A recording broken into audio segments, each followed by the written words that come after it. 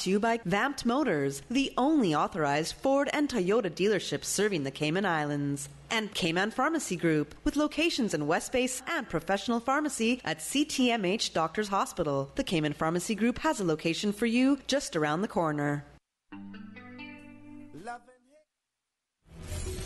Coming to you live from Radio Cayman Studio. For the record. Hear from your government officials, independents, and the opposition on issues that matter to you. For the record. Engage in an open dialogue between residents and lawmakers. For the record. For the record. Informative, impartial, insightful. This is your talk show. 1-800-534-8255. Your calls, your input. This is For the Record. And now, your host, Orrett Connor. Good morning and welcome to For the Record. Today is Wednesday, the 30th day of January 2019. So the month of January has come and gone very quickly. 1 month out of the way already. For those of you who are counting down to Christmas, I trust that everyone had an enjoyable night, an enjoyable weekend as well. I know that there are several organizations, several people out there who enjoy themselves. Many people, Heroes Day celebrations, people talking about that. Spoke to Miss Phyllis Moxham this morning. She was, all in her glory about the Heroes Day celebration.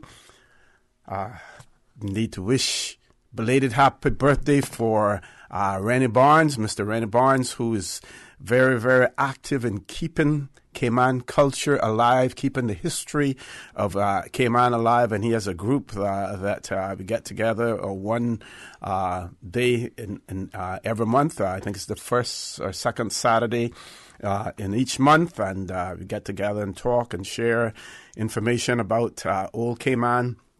As well, Church of God Universal, their celebration of 38 years, I believe, with their pastor there. And she was so proud of the organization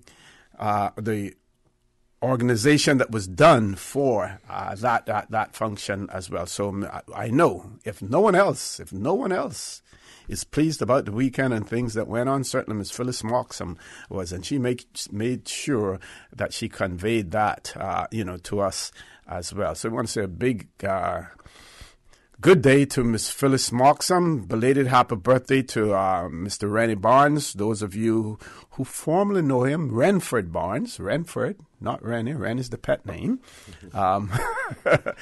But belated happy birthday to him as well. So, folks, I want to thank you for allowing Radio Cayman and by extension For the Record into your homes, into your vehicles, as you traverse the busy roads of the Cayman Islands into your places of work, whether it be an office cubicle or if you're working in the outdoors. As you know, For the Record is a show produced by the staff and management of Radio Cayman, and it is geared towards keeping you abreast of issues as they arise and play out on the local, regional, and international scene. I'm your host, Orrett Connor, and you're welcome to join me every Monday, Wednesday, and Friday from 7:30 a.m. until 9:30 a.m.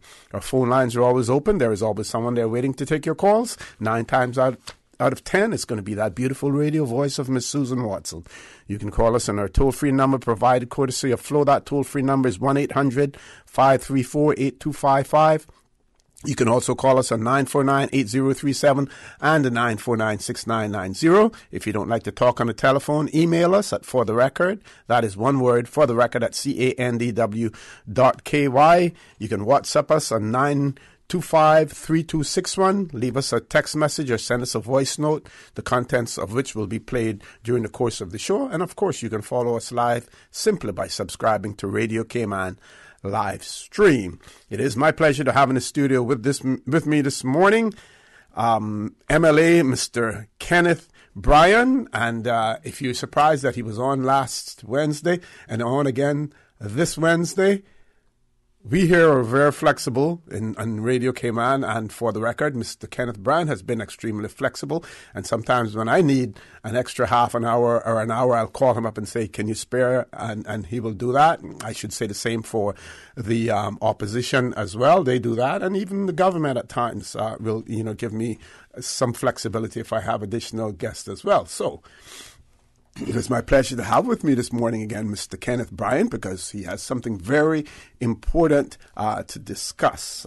Has to do with his constituency, and he has brought along a familiar face, a familiar name in the Cayman Islands as well, especially if you were involved in sporting and especially in boxing in the 70s and the 80s. None other than the chairperson of the Scranton Community Committee, Mr. Dale Ramon. So, gentlemen, good morning and welcome to For the Record. Good morning, OC. Thank you so much for allowing us to be here this morning. And I'm not going to try to take up too much of the voice time. And I want to break the ice with my good friend and one of my senior leaders in my community, Mr. Dale Ramon. So I'll allow him to go ahead and wake up the crowd this morning by being the first to talk. Yes. Pull that mic a little closer to you there, Mr. Ramon, please. Yep. Yes, morning, OC, and morning to the Kenneth and the general public. Yeah, it's a pleasure to be here. I mean, I'm not accustomed to this sort of thing, but nevertheless, as one thing been said to me, good scouts are always prepared. So yes, that's right. That's the motto. I'm trying to be a good scout this morning, the best that I can. So I want to thank you for allowing us this opportunity to explain and to express our gratitude to be here and to tell the public about my assignment as the chairman of the Central Scranton Community Committee. As you know, Scranton community is not just a community that's sprung out of the blues a couple of days ago. One of the oldest ones. I mean, other than the gated communities where people have, I think Scranton, in terms of an organization, was probably the first in the Cayman Islands. Right, definitely. And as I have said on many occasions, Scranton community is a unique community. It's been around a long time. It has produced some of the best citizens in this country, and I must say, it's footballers also, sports people. Yep. Whatever you might best think food. About. Best food, you got it. So, thanks for having us here, and as we're here to talk about this particular project, the cleanup that we're trying to endure this weekend. So, hopefully, Kenneth can bring us up to speed on most of the things that he have get going as we start this whole campaign about trying to keep the community clean to the best of our ability, not just in a physical manner, but in a mental manner also, because, my whole motto in life is, bridging people together, Yeah. And as the chairman, that is one of my goals, is try to bring back the old Cayman traditional stuff where we love and respect each other, and I think some of those values are missing. So therefore, my task over the past 15 plus years was to try to do that in many ways, not just a cleanup, but we meet on a regular basis as a community group, and we have been doing various things in the community. Mother's Day, there's Mother's Day, Father's Day, all those different things. So, and for those who have been living in the Scranton area and across there at some extent, you gotta first and foremost know where you're going, where you came from before you know where you're going. So therefore, we have come a long ways. We have done tremendous things there, and we hope to do better in many ways. We have had some mishaps in the past, but nevertheless, we're not going to let those little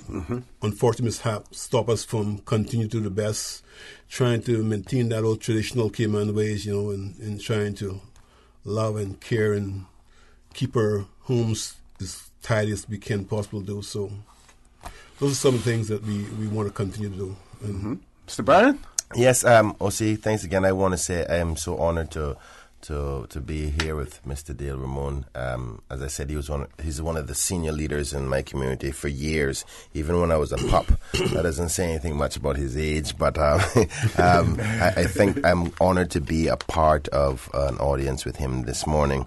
The purpose, listeners, and I hope everybody's having a good morning so far, the purpose of why we're here is we're having a cleanup the Central Scranton Community Park, just adjacent to the family home for the Ramones on Miles Lane. Most of the people in the Georgetown area would know that park because you said, like you've suggested before, it's been established for so long.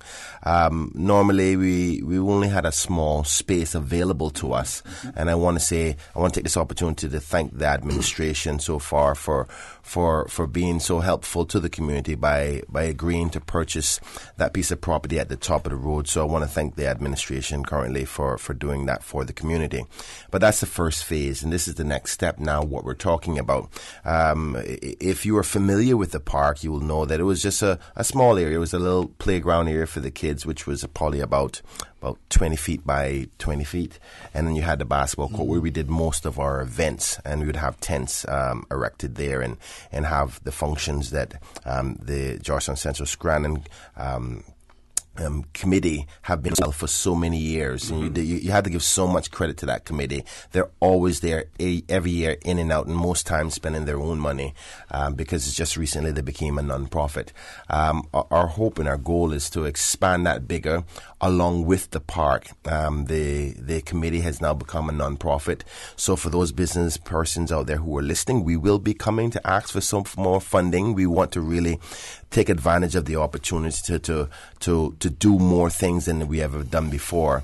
And when I say we, I mean the committee, because they have been the superstars behind closed doors without much praise, and they deserve every bit of it. So now that we're at that stage, we're a nonprofit organization, we have the ability to now go out and ask those senior, kind-hearted community members and business people to donate some money so we can do some more things. But the other part that we're focusing on today now is obviously by the acquisition of the property out front, and the government had properties there behind the park beforehand. It gave us an opportunity for expansion of the park. Most people know that the park was rather small and rather limited in respect to the things that we did. Sometimes we'd have community events, nowhere for people to park. We had situations with bad weather and the like. And now with this acquisition of the front property and government owning the property behind before, allows that expansion. And that's what this is about, because the properties behind where the park initially is wasn't kept well. We had adjacent properties who unfortunately, this is the speculation at least, and my speculation alone, is that persons were dumping things over to the Crown property. And now that we have access to both pieces of property together, we want to go ahead and expand that. And there's a lot of growth of foliage and trees there. And so a lot of people couldn't see a lot of the debris underneath the trees and the like. Myself and the chairperson, Mr. Dale Ramon here, did and I gotta say, he carried me in the bush with short pants. Tell me must come with short pants down in that bush where the swamp is, so mosquitoes can bite me up. Just kidding, that's my own fault. So we were down in the bush there. We did a proper survey. Was it last week Wednesday, right? Last Wednesday, and we went in there and said, okay, let's get a basic idea what we can do in the preliminary stages before government comes on board and starts to do their part from a financial perspective. This is on a new property or the existing? Technically speaking, the property we weren't using before, it's not technically you because government has had it for some time. Yeah. It's just that the property that was being used before was owned by a local Caymanian who allowed the committee to use it for decades. And now that both properties are Crown, we can kind of basically expand into it. So as a result of, we want to do some preliminary steps to start the process before government, which they have expressed they have intentions of helping the community by, I guess, adding the necessary funding and coming together with the community to create an idea and a plan of what we want in that area. When I say we, I mean the community, not only Georgetown Central and the people in Martin Drive, but the people totally of the whole of Georgetown, because it is called Central Scranton Park, our community park, based on the fact that those were the immediate community surroundings, as well as the persons who were in charge of taking care of it and upkeeping it and running the day-to-day events around it. So that being said, now that government has given the agreement to eventually, and I suspect this can't be till the next budget, so we're talking about 2020 before anything government can give commitment to doing anything. Unless you can move funds, the ability to move some funds around if they have that is true. I haven't got any indication from the Premier. I've sent him an email last weekend, but I know he was abroad defending the Cayman Islands in the financial services, a financial sector perspective. So we haven't had a chance to talk, but I sent a request to sit down and get an update in on what the game plan is, because obviously we'd like the committee on board and community members as to what we can do. Okay, we're going to take a commercial break now, folks. Please stay tuned. The conversation with MLA Mr. Kenneth Bryan and the chairperson of the Scranton community, Mr. Dale Ramon, will continue after this short commercial break. The Cayman Islands boasts of a long, colorful, and rich history. In tribute to our roots, Radio Cayman, the voice of the Cayman Islands, is pleased to bring you the historical vignette series, sponsored by Cayman National Bank. Visit Cayman National Bank today for all of your financial needs. The Cayman Islands, he hath founded it upon the seas. Austin Burns Connolly, Certificate of Honor, JP 1887-1964. Mr. Connolly was the first Caymanian to receive the Queen's Certificate and Badge of Honor, which was presented to him in 1959 at the first meeting of the Legislative Assembly under the new Constitution. The honor recognized his many contributions to the economic and social development of the Cayman Islands. Mr. Connolly served East End as Collector of Customs, Sub-Postmaster, Registrar of Births and Deaths, Deputy Receiver of Wrecks and Lighthouse Tender.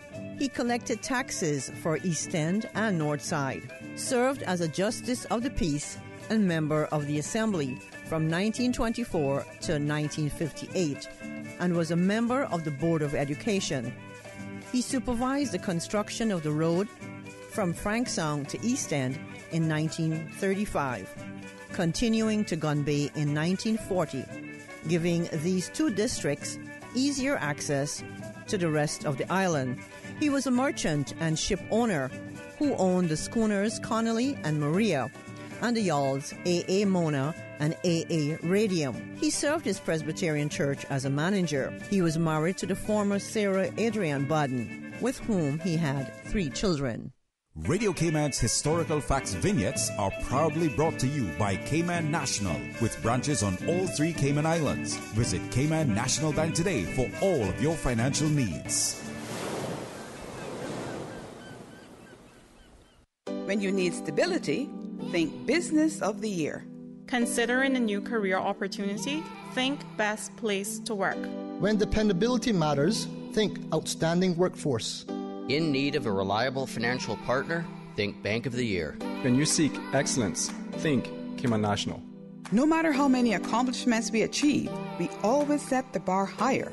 That's why we are the most awarded bank in Cayman, and we are proud to be your 2018 Bank of the Year. The Cayman Pharmacy Group would like to thank the Cayman communities for their continuous support for over the past decade. CTMH Doctors Hospital Pharmacy opened its doors in March 2000. West Bay Pharmacy first opened their doors in March 2004. The Cayman Pharmacy Group was established in July 2007. Throughout the years, our CPG family has provided more than just pharmaceuticals to our loyal friends and customers. The Cayman Pharmacy Group has protected the lives of our medical community by securing the best healthcare advice and pharmaceutical services. To us at CPG, you are more than just a number. So, we are taking the time to say thank you for choosing CPG. The Cayman Pharmacy Group, taking care of your health. It's 2019, and you know what they say, new year, new me? Yeah, Bobo. For me, it's new year, new car. For real? What you thinking of buying? The new RAV4 from Bat Motors. It's one of the safest compact SUVs out there with enough room inside, which is good for my family and convincing my wife we need this. Plus, it's fuel efficient, fun to drive, and on top of that, it's on sale too. Yeah, and I hear it's one of the best-selling SUVs on the market. Cause you don't gotta spend more to do more. That's why I'm gonna get mine now, while they have a new stock to select from. Do Do more in your RAV4. Save thousands on the all-new 2019 RAV4. Test drive yours today and see why the RAV4 is a best-selling SUV in Cayman. Available only at Vamped Motors, Walkers Road. System 1 loaded. 1-800-534-8255. What is on your mind when it comes to the government, independence, and the opposition? Issues that matter to you. 1-800-534-8255. Waiting to hear from you. For the Record, with your host, Orrett Connor. Good morning and welcome back to For the Record. In the studio with me, MLA Mr. Kenneth Bryan, who represents Georgetown Central in our Legislative Assembly. Also with us, Mr. Dale Ramon, who is the chairperson of the Scranton Community Program that is in place there. We're talking about a cleanup campaign that will take place, and we're going to talk more about that now because that's a central theme. We'll talk a little bit more about policies and various approaches to developing the park at Central as well. But right now we want to focus more on the cleanup program. Yes. And before we went to the break, I was basically explaining that the government will eventually, the stage after this cleanup is the government to come on board and have the discussion with the community, and the chairperson will add to that shortly. But the purpose of this morning's appearance on your show is to beg the community that we're having this cleanup at 7 a.m. This coming Saturday, the 2nd of February. And we're going to need as much hands on deck as possible to come and help us expand what we have there. There's a lot of landmass there where we can start to use and better and improve. And I want as many people to come out and help us with the cleanup as possible. We're starting at 7 a.m. The basic game plan is most of the work is going to be collection of garbage, clearing of trees and leaves, and beautification of the area. Like I said, there's a lot of debris and garbage that has been left in the undergrowth. Just for a better understanding, we have some work starting tomorrow morning as well, but that has to do with the prison. Some of the prisoners are going to come out and help us. We met with the deputy director for the prison just yesterday, myself and the chairperson, Mr. Dale Ramon. We also discussed with the Department of Corrections for persons who've been given community service. They're going to send 5 people there. We're also working with the Parks and Recreation Department. They're going to be coming down tomorrow as well. Now that Thursday is the more hard-working movements because we got a lot of trees and undergrowth that we got to clear out. Once we clear out all those physical, heavy lifting movements, and you may need a grab truck to take them out. On Saturday morning is more community, lighter weight work, which is picking up of cans and bottles and putting them in garbage bags and raking of leaves. So we really would like everybody to come out, as many people as possible. If you're a part of a church, if you're a part of a service club, I was just talking to you about potentially the Scouts coming by. I have to reach out today to a program called Boys to Men that is in the high school. We reached out to Rotary. I would love to call the Lions Club today. And just members of our immediate community and the whole of wider Georgetown. We really want as many people down there because we only plan it from 7 till 12. So you're talking about 5 hours. But if you had 50 people working for 5 hours straight, a lot can be done. And ultimately, that's what we're hoping to do because we're thinking that the basic size of the park now and what most people remember the Central Scranton Park is like, if we get done what we hope to do, we're talking about quadrupling the size of the park just by clearing the area until government comes on board and do the other commitment, which is a final plan. So I'll let the chairperson add in from there. Yeah, and what about the surrounding businesses, adjoining businesses in that area? Would you encourage their staff to get involved as well?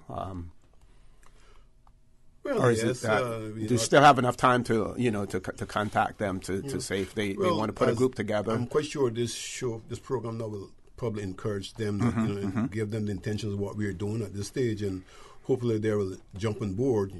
It's some of the business around the place, and even some of those has been involved over the years, not only from a physical standpoint, but from a financial standpoint in assisting us in in various ways. Great. We can always and can approach them also in assisting us this weekend, you know. But, you know, it's, you know, well, we want to, as Kenneth said earlier, think about what the government plans are and try to get their input and association with the person who do the revitalization or plan on revitalizing Georgetown in a whole, so that we'll know if that community in itself is inclusive of that whole perspective, you see. So that's basically what we want to also include there. It's so much things that there's a great potential for that community area to be beautified into maybe a Central Park. We heard about Central Park in New York, and the whole idea is the vision is to try to clean up that area, you know, beautify it to the best of our abilities, you know, not only for the community members, but for the general public. And if I must pitch in here this time, you know, the committee itself deal with the Georgetown Heritage Day. We have been representing the Georgetown on a whole for many years since, you know, we started this whole thing. And therefore, we do have nowhere to have our Heritage Day. We got to be moving from here to there on a yearly basis. Our most popular place that we normally go to is Cardinal Avenue, which is good in a way to some extent. But, you know, when we look at some of the other districts, of all the other districts, they have a site available to them to do various things, community stuff, crafts, art and crafts, and so many different activities. We don't have that.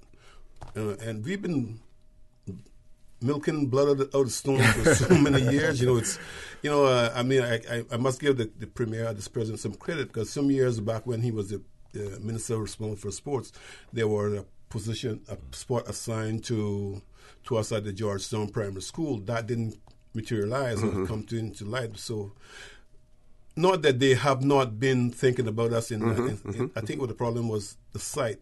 We have been thrown around to the farmers market, but there was some conflict there that, you know, different bureaucratic process and so forth. So, but we need a place to really call our home, somewhere that we can do have to be setting up tents and you know, the manpower that we don't have nowadays like we had before. You know, as you see how we have come to be being separate more than being united in many ways. So those are the things. And when we first started this whole community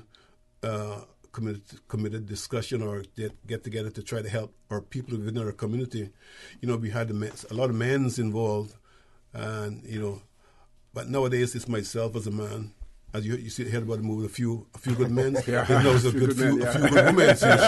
So, you know, we're struggling in a lot of ways, you know. And, you know, I want to thank Kenneth, you know, for coming along at this stage. You know, he's young and energetic and got a lot of drive and a lot of pulls. And so we got to take advantage of these opportunities, you know, to try to get the best we can. And I think he's doing a tremendous job so far, you know. And the government over the years have helped us in many ways, so we want to give them. Donald Curtis has been a driving force behind us in many ways.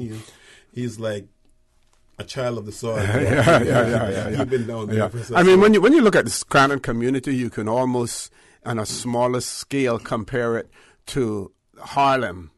In the early years, the cultural center, you know, of New York, the Black cultural center of New York, Scranton, the cultural center for Georgetown. You know, that was it. Yeah, you know, you had other areas, and it extended Mary Street and you know, but the Scranton area, you know, as well. So again, it gives you that opportunity to revitalize that area.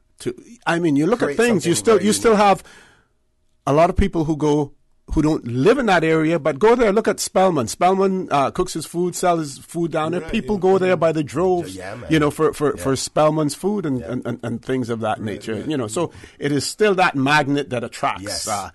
And I personally think, I know we got to run to a quick break. But, I personally think we can intensify what we offer down there already. We have so much in Georgetown Central to offer as a people, and so much history that a lot of Georgetowners are forgetting that community can offer on a regular basis. Hence the reason the development of this park is so essential and really important. The first couple of stages to get into that magical place. It's going to take time, but I want to remind everybody before we go to break, that's this Saturday, 7 a.m. We need you to come and put your hands in and get involved and help us clean this up. Right, and we'll give you more information on that when we return from our 8 o'clock news, so please stay tuned. For the record, we'll be back after the 8 o'clock news.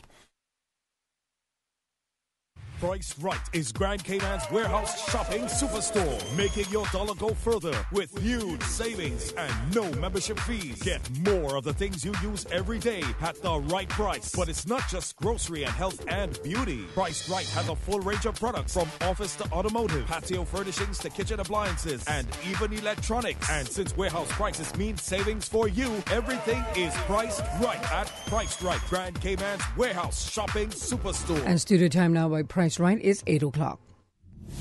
The voice of the Cayman Islands. 89.9 FM in Grand Cayman and 93.9 FM in Cayman Brac and Little Cayman. Silver wings shining in the sunlight. Radio Cayman. Access information. Your community. News and information. Radio Cayman is your choice, your voice for today's biggest news. Radio Cayman.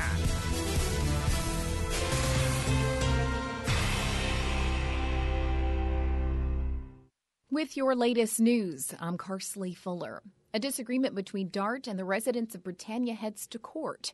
Radio Cayman's April Cummings has more. DART says on Friday the company filed an application in Grand Court seeking a declaration as to the correct legal status of restrictive agreements related to the 2016 acquisition of the former Hyatt properties, which include the site of the beach suites and the Britannia golf course. When the acquired properties were first developed, DART says that there were some restrictive agreements providing golf, tennis, and beach access to the residents of Britannia, and those were registered against the title to the properties. But there is a disagreement between DART and the Britannia residents as to the correct legal status of those agreements. After 2 years of meetings and communication between DART and Britannia representatives, there's been no agreement reached. So DART says it's now asking the court to weigh in and says it advised Britannia residents before filing Friday. The proceedings, they say, will permit the participation of the 3 Britannia strata corporations and all Britannia landowners who wish to participate. DART asserts in its legal application that the then Registrar of Lands improperly performed his legal duties by registering these types of agreements on the relevant property registers, and says DART is entitled in law to have the restrictive agreements removed from the property registers of the acquired property. April Cummings, Radio Cayman News. DART says as legal proceedings have now commenced, further updates, if any, will only be made in circumstances which will not improperly interfere with the court's consideration of the application.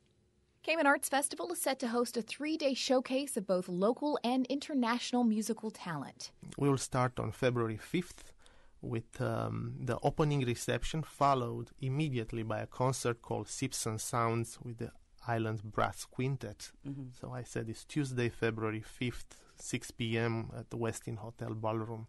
CAF's Executive Director Marius Ghana tells Radio Cayman Thursday's event sees British flutist Nick Cartledge performing with Artistic Director Glenn Ananga. And on Saturday, there's Katie Sullivan and 4 of her New York cabaret colleagues, Marissa Mulder, Natalie Douglas, Danny Backer, and John Weber. We have also events that they go the entire month where we try to expose our kids. They have enough material now and they have enough experience to have their own concerts. So we will expose them in one concert. It will be in conjunction with another after-school program, Jubilate, and it will be on Friday, February 8th, 5:30 p.m., Cayman Islands Baptist Church on Pedro Castle. The Cayman Arts Festival is February 5th through the 9th. For tickets and more information, head to CaymanArtsFestival.com. This Saturday, the Rotaract Club of Grand Cayman gears up to host its blood donor drive. We're working with the Rotaract Club of Kingston and the Rotaract Club of East Nassau in Bahamas. It's an international service project that we do, and we're putting forward to try and get as many people as we can to come out and donate, because as we all would be aware, that donating blood can save people's lives. Most people aren't actually certain that how their blood helps, but just donating 1 pint of your blood, which takes about of your day. Club Vice President Joel Porter tells Radio Cayman to see if you're eligible to donate, you'll need to fill out a short questionnaire. The blood drive happens on Saturday from 10 until 2 at the Georgetown Public Library. And just a quick note for our listeners, several departments and sections will be closed to the public today from 8:30 until noon.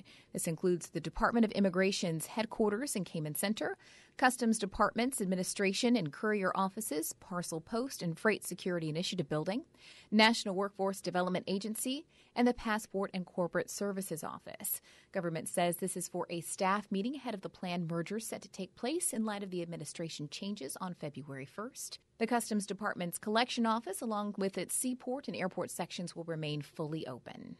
In international news, the EU's bloc chief negotiator Michel Barnier says the EU is, quote, united over the negotiated Brexit deal after the UK Prime Minister said she wants to reopen it. Theresa May is expected to continue talks with the EU after MPs backed a plan to renegotiate her Brexit deal. MPs voted 317 to 301 in favor of changing the backstop plan, the bit of the deal designed to avoid the return of Northern Ireland border checks. But Mr. Barnier said the EU stood by the existing withdrawal agreement.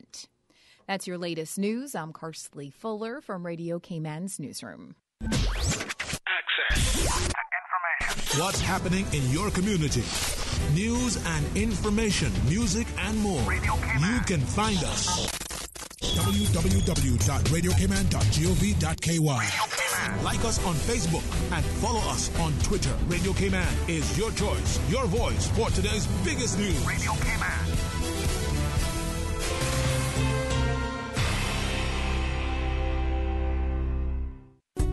Come along with me so that you will see the best company for your road safety. You'll get the theory, you'll get the road from the best driving school that you can afford. Hi, I'm Berman Scott from the Real Thing Driving School. You can find us on Facebook. Call me on 925-5094 or call 922-6223. You'll get the real thing. Yes, it's the real thing. You'll get the real thing. The Real Thing Driving School. Consultation, orientation. Come get your lesson. The Real Thing Driving School.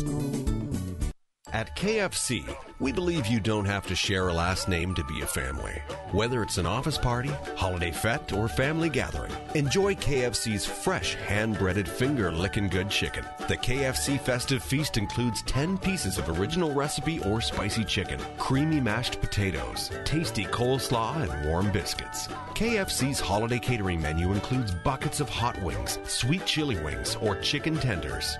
KFC, it's finger-licking good. Since 1993, Rotary Central has worked diligently each year to provide quality bus shelters to our community. A traveling convenience to our school children, the elderly, young people going to work, guest workers, and visitors using the public bus. We, Rotary Central, help you, our advertisers, make it happen. Your marketing dollar travels a far way, positioning your message, your product, your services, your presence in over 83 bus shelters. Every dollar you spend, every advert you place helps to build another bus shelter, providing modest comfort for Cayman travelers. Reserve space now on the only billboard medium in the Cayman Islands. Email rotaryshelters@gmail.com. rotaryshelters@gmail.com. The Bus Shelters, a partner in community convenience.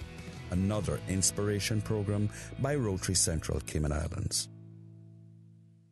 In financial news, world markets were mostly higher today as traders awaited the conclusion of a Federal Reserve policy meeting and U.S.-China talks. Keeping score, France's CAC 40 edged up 0.5 percentage point to 4,952, and Britain's FTSE 100 climbed 0.8% to 6,890. Germany's DAX declined 0.2% to 11,198.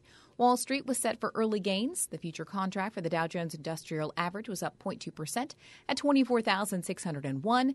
S&P 500 futures added 0.2% to 2,644. Looking at Asia's day, Japan's Nikkei 225 index retreated 0.5% to 20,556, while South Korea's Kospi jumped 1.1% to 2,206. Hong Kong's Hang Seng Index gained 0.4% to 27,642. In energy, benchmark U.S. crude rose 9 cents to $53.40 per barrel in electronic trading on the New York Mercantile Exchange. It gained $1.32 to settle at $53.31 per barrel on Tuesday. Brent crude used to price international oils picked up 16 cents to $61.36. The contract added $1.39 to $61.20 per barrel in London. And in currencies, the dollar rose to 109.36 yen from 109.35 late Tuesday. The euro was flat at 1.1432. The British pound was trading at 1.3111, up from 1.3066. Kirk Freeport is inviting local customers to view the highly exclusive Patek Philippe one-of-a-kind unique traveling collection of watches. The collection will be in Grand Cayman for just 1 week before it's whisked off to its next destination and features a collection of unique, rare timepieces from the last family-owned Genevan luxury watch manufacturer. Visit Kirk Freeport's Bayshore Mall location between Friday the 25th and Thursday the 31st of January to view the Patek Philippe traveling collection in Cayman for 1 week only. Visit KirkFreeport.com for more information.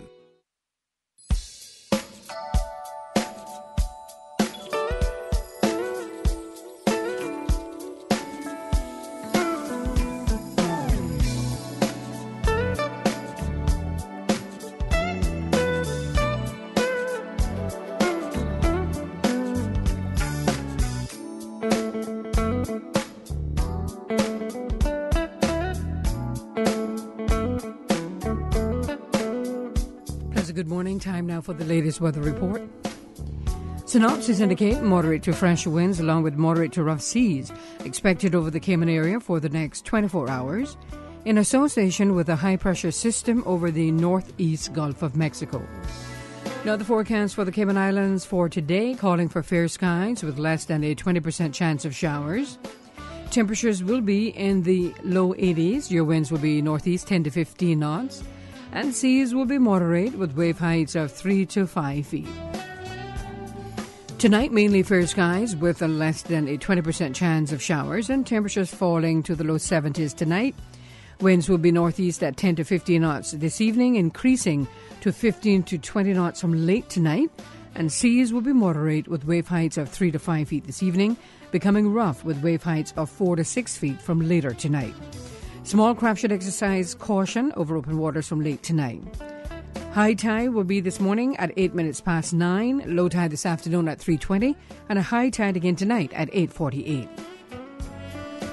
The sun will set this evening at 6:11 and rise tomorrow morning at a minute after 7. And the outlook is calling for similar weather conditions through Thursday evening with an increase in cloudiness thereafter.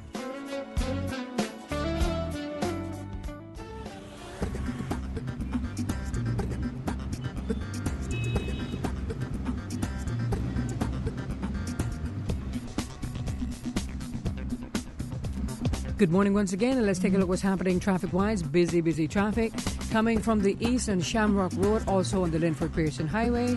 Slight delays expected this morning. And traffic also steady in some sections of Cool Road, other sections busy traffic on Cool Road. And on Godfrey Nixon Way and Eastern Avenue, traffic is flowing moderately. No issues on Edward Street as traffic is moderate. Light to moderate traffic flow coming from the West Bay four-way stop as well as on Owen Roberts Drive. Coming off Bobby Thompson with steady traffic. And on the West Bay Road, traffic is moderate in both directions, especially in front of the Ritz. And on North Sound Road, moderate flow of traffic. That's the very latest. If you see any incidents or accidents on Cayman's roads, give us a call here at Radio Cayman 949-6990. Buckle up and have a good morning. Did you know that the Department of Environmental Health operates a recycling program in the Cayman Islands? Recyclables such as number 1 and 2 plastics, tin and aluminum cans, cardboard, as well as glass and ceramic items are recycled on Grand Cayman by the DEH. Take these items to the recycling depots located at all Foster's supermarkets, Kirk Market, and Hurley's Grand Harbor. Remember, keep the Cayman Islands clean, reduce, reuse, and recycle. For more information about recycling, please visit DEH website at www.deh.gov.ky. The 2019 Extra Cayman Arts Festival returns with events to soothe your musical palate. February 5th through the 9th. On Tuesday, February 5th, 6 p.m. at Westin Hotel Ballroom, taking sips and sounds with the Island Brass Quintet. Thursday, February 7th, 6 p.m. at Camana Bay Cinema. See Nick Cartledge, Flute Recital, and the New York Cabaret Night at Marriott Hotel Ballroom. Saturday, February 9th, 6:30 p.m. For more information on the 2019 Extra Cayman Arts Festival and to purchase tickets, visit CaymanArtsFestival.com or you can email inquiries at CaymanArtsFestival.com or call 922-5550. The 2019 Cayman Arts Festival proudly sponsored by Butterfield, Walkers, Island Heritage, CIBC, Cayman National, Richard and Royson Addlestone, High Impact Media, Foster's and Radio Cayman. Talk Today, the most listened to call-in program in Cayman, airs Monday through Friday, 12:30 till 2:15 p.m. Listeners are encouraged to call in and share their constructive thoughts and ideas on current issues concerning the Cayman Islands and beyond. Talk Today is proudly brought to you by Savannah Pharmacy, your neighborhood pharmacy located in Countryside Shopping Village. Savannah Pharmacy, just around the corner with everything your family needs and convenient opening hours including Sundays and holidays. The Cayman Economic Outlook Conference returns to the Kimpton Seafire Resort Thursday, February 28 with the theme Dynamic New World. Get your early bird rates by registering online at rfceo.ky. That's rfceo.ky. Early bird rates available only until January 31st, which is tomorrow. Take part in this dynamic discussion with the world's leading thinkers and doers on global business, science, technology, finance, politics, and culture, and how this affects the Cayman economy. The CEO Conference at the Kimpton Seafire Resort, taking place Thursday, February 28th. Get your early bird ticket rates by January 31st tomorrow by registering online at rfceo.ky. Harneys is excited to announce its sponsorship for the Cayman Islands Gaelic Football Club's 2019 Ladies and Men's Gaelic Football League. The league, which brings together nearly 300 men and women of different nationalities, takes place between January and June, and it consists of 6 men's teams and 4 women's teams participating in 13 days of matches, including a tournament on St. Patrick's Day and a finals day. The Cayman Islands Gaelic Football Club was founded in 1999 and has become one of the most popular sporting and social clubs in the Cayman Islands over the past 20 years. The club strives to provide members of various nationalities with the opportunity to learn the Irish sport in a safe and family-friendly environment. And organizers say it continues to grow year on year. In international sports, devices used to deliver electric shocks to make horses run faster had been found during a raid at the stables of a Melbourne Cup winning trainer. Australian police found the illegal equipment at the stables of Darren Weir. A firearm and cocaine were also seized and 3 unnamed men were arrested. Mr. Weir saddled Prince of Penzance to victory in the 2015 Melbourne Cup when Michelle Payne became the first female jockey to win Australia's richest race. Local media reported Weir was one of the 3 men, aged 48, 38, and 26, but authorities refused to confirm whether 48-year-old Weir was among them. Initiating system. For information that matters. For the record with Orrett Connor. Continues right now on Radio Cayman. Good morning and welcome back to For the Record. In the studio with me this morning, MLA Mr. Kenneth Bryan, who represents Georgetown Central in our Legislative Assembly. We also have with us Mr.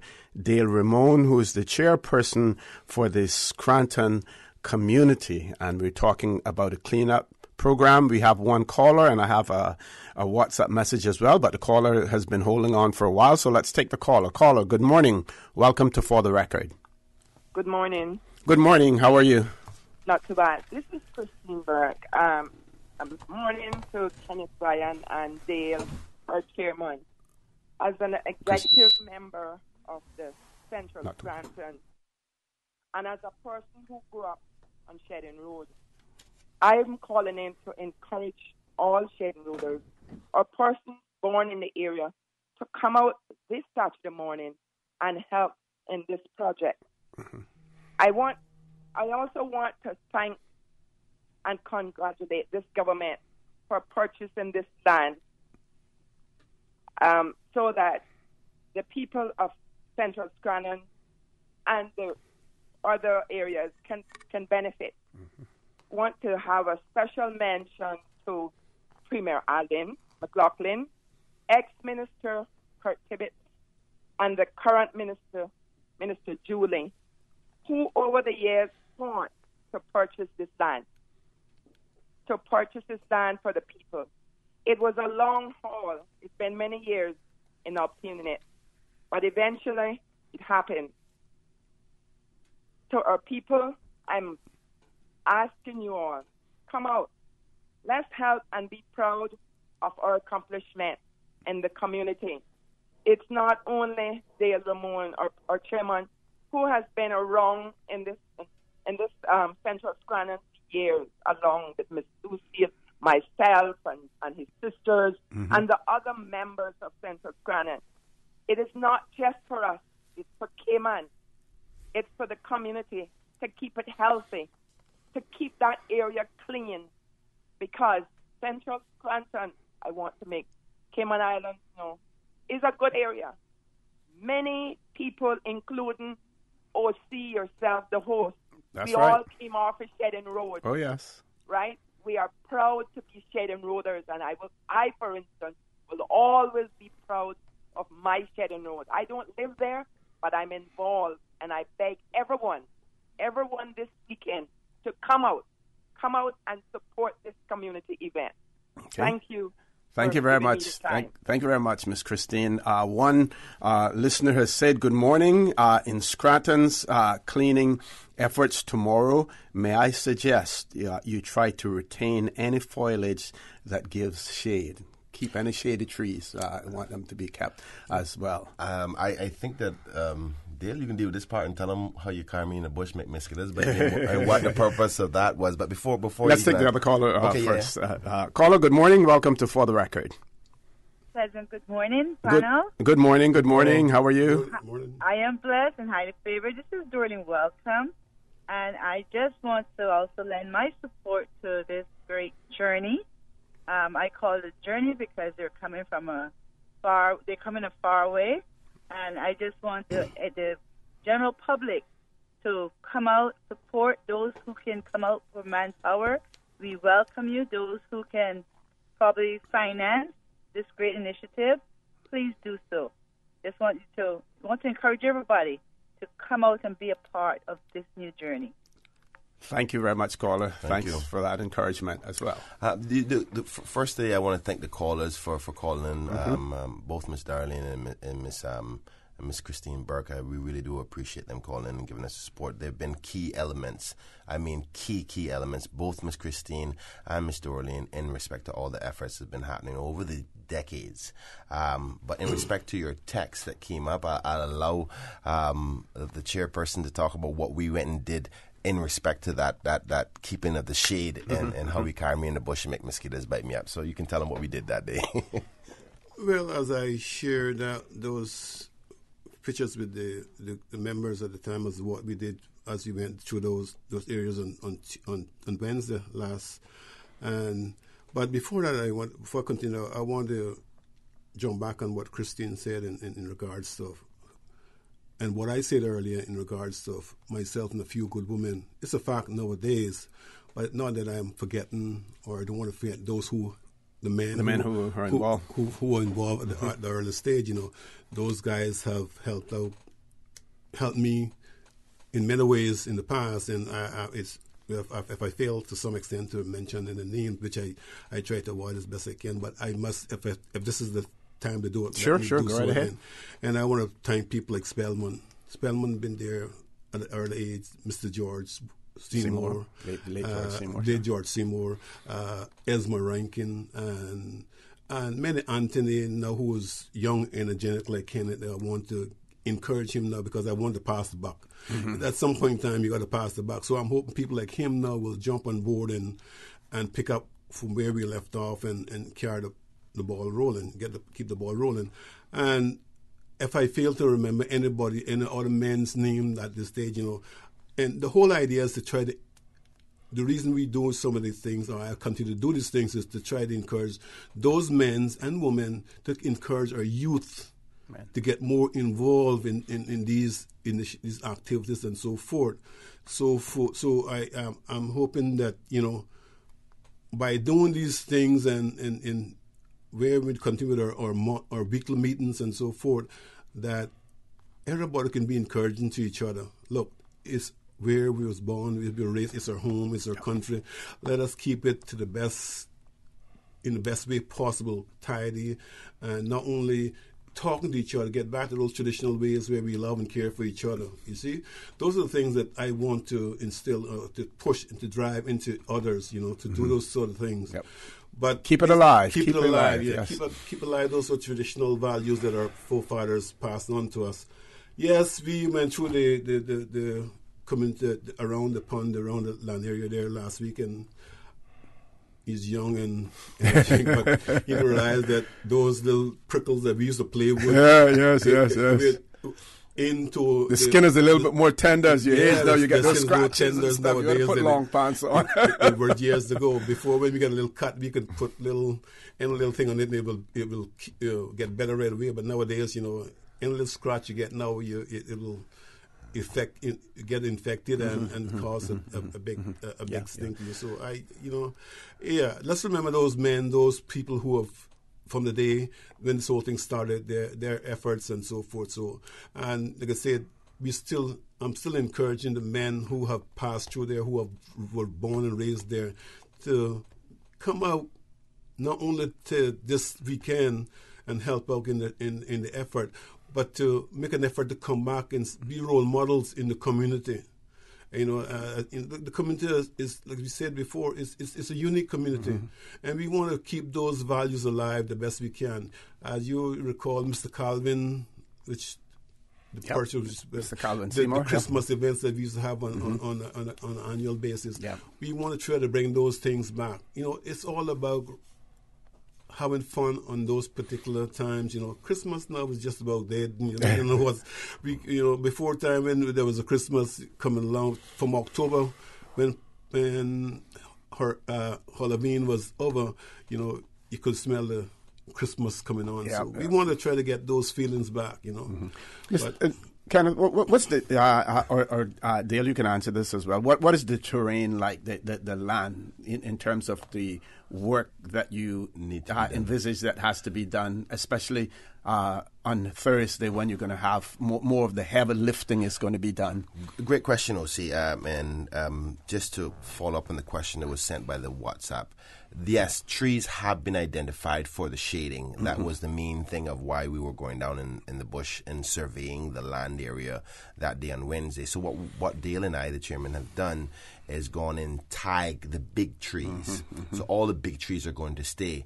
It's trees that are medium sized, like from 8 feet and below. So they're technically baby trees that they're just kind of stopping the view as well as access to the ground. Yeah. In respect to your question about what the land surface is like, most people from the area know that in the center heart of that property there's a big swamp. And obviously I'm going to tell you what our vision is, or what the collective vision has been based on everybody involved, including Ms. Burke and all the callers in and the chairman and the committee and myself, is to encompass that pond that is in the middle there to be a part of the overall park. So technically speaking, there's land around a center water pond, and you want to encompass the high ground area around it and then try to beautify this pond. So you keep the pond almost in its natural state? In its natural state, kind of. I mean, obviously this is subject to what the government agrees to doing. But I don't think they're going to be any different, because it serves many purposes. It's a central area where the water flows go to. You know that Central itself is a very low-lying area, so it needs that area drainage. Yeah. So from that perspective, the overall plan or hope would be is to beautify that pond, put boulders around it, water lilies inside of it, kind of like what the elected member for Georgetown South, Ms. Barbara Conley, had did with the pond up in Windsor Park. Yes. So she she's made a good stamping ground to as an example for what we can do. And the same gentleman who was involved in that, Mr. Alfred Power, who helped them with that water element, has already come up. Mr. Alfred, sorry, Mr. Alfredo Power, that's correct. Sorry, he's already come on board and said willing to help. So we already have somebody who's gone through that process to help us with it. And this is a beautification project more so than a cleanup, but obviously beautifying is part of cleaning up as well. Okay, we're running out of time, so we want to get those important points details across yes. in terms of date, time, contact, if someone wants to assist in one way or the other, whatever way possible, who to contact and everything. Okay, firstly, I want to make sure we reiterate that it's on the 2nd of February, which is this coming Saturday at 7 a.m.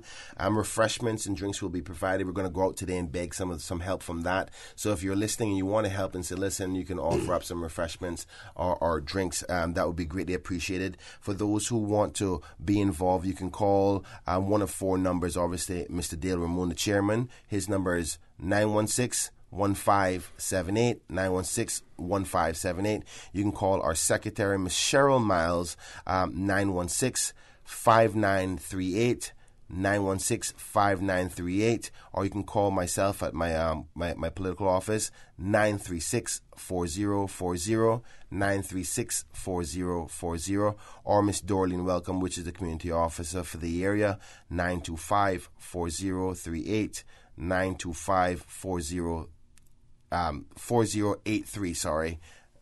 So let me just repeat her number one more time. Dorleen Welcome, 925-4083, 925-4083. So as many people on board as possible, please come out and help us. We need as many hands on deck to clear it out and get it all done. And I wish I had a little bit more time to talk more about it, but just come out and get involved. We really want to do and come on time for Saturday morning, because we want to have a little prayer before we get started all together, and then we're going to get the work done. And I can promise you there's going to be a transformation, like Ms. Dorling Welcome said. This is a journey to a fresh new start, and the works it will be done is going to really transform the area. So that's my wrapping up there. Okay, any final comments very quickly for you, Mr. Dale? Yes, I want to take this opportunity to thank my committee members right now, who consists of myself as the chairman. You got Miss Lucy Seymour as the vice chairman, Anthony Ramona as one of our vice chairman, Miss Dorleen, who is a committee member for Georgetown,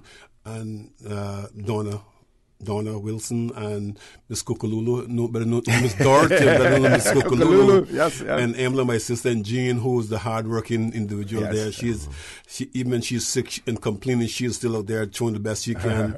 And it's impossible to mention Cheryl Miles. She, you hear her say no business is good unless they have a good secretary. She's the best. Okay. She have done us great justice in so many ways. So, and if there's I'm forgetting anybody else, I forgive me at this time. Catch them the next time, right? Yeah, catch them next time. So I want to thank them all, and consistently I've been out to meetings on a consistent basis throughout the weeks and so forth. But remember them in all this effort and so forth. They are the backbone. They're the one that drives me mad and to encourage me to continue to do this effort. And all the community members, please come out and assist us Saturday morning, and let's come out to meetings and help make this community what it was before and make it even better than it was before. So I want to thank you, OC Radio Cayman, for allowing us this opportunity. Kenneth, thank you again for being here with us. And my job. And hopefully we continue and encourage the whole country to get together. Get behind us, yes. And come thank on. you all. And members of the press, if you want to come out there and take pictures and publicize it as well, please do that as well. All the best, gentlemen. Thank you so much. We're going to take a break now. When we return, we will have the chairperson of Celebrate Cayman, Mr. Alfonso, right with us, and I believe the cabinet secretary is going to be with us, Mr. Samuel Rose. We have a special guest as well with us, so please stay tuned. We have lots more to talk about. It's 2019, and you know what they say, new year, new me. Yeah, Bobo. For me, it's new year, new car. For real? What you thinking of buying? The new RAV4 from Bat Motors. It's one of the safest compact SUVs out there with enough room inside, which is good for my family and convincing my wife we need this. Plus, it's fuel efficient, fun to drive, and on top of that, it's on sale too. Yeah, and I hear it's one of the best-selling SUVs on the market. Cause you don't gotta spend more to do more. That's why I'm gonna get mine now, while they have a new stock to select from. Do Do more in your RAV4. Save thousands on the all-new 2019 RAV4. Test drive yours today and see why the RAV4 is a best-selling SUV in Cayman. Available only at Vamped Motors, Walkers Road. Hello, I am Noel March, a small business owner in Georgetown for over 20 years. Small businesses depend on government to develop a quality infrastructure and environment that encourages entrepreneurs to create and grow local businesses, resulting in the creation of jobs and prosperity for Caymanians. Small businesses help drive our economy. Just as we have supported building the new airport, we must support the building of the new cargo and cruise port. It will give our tourism industry the opportunity to grow and Caymanian entrepreneurs the chance to shine. Support the port. Support our tourism.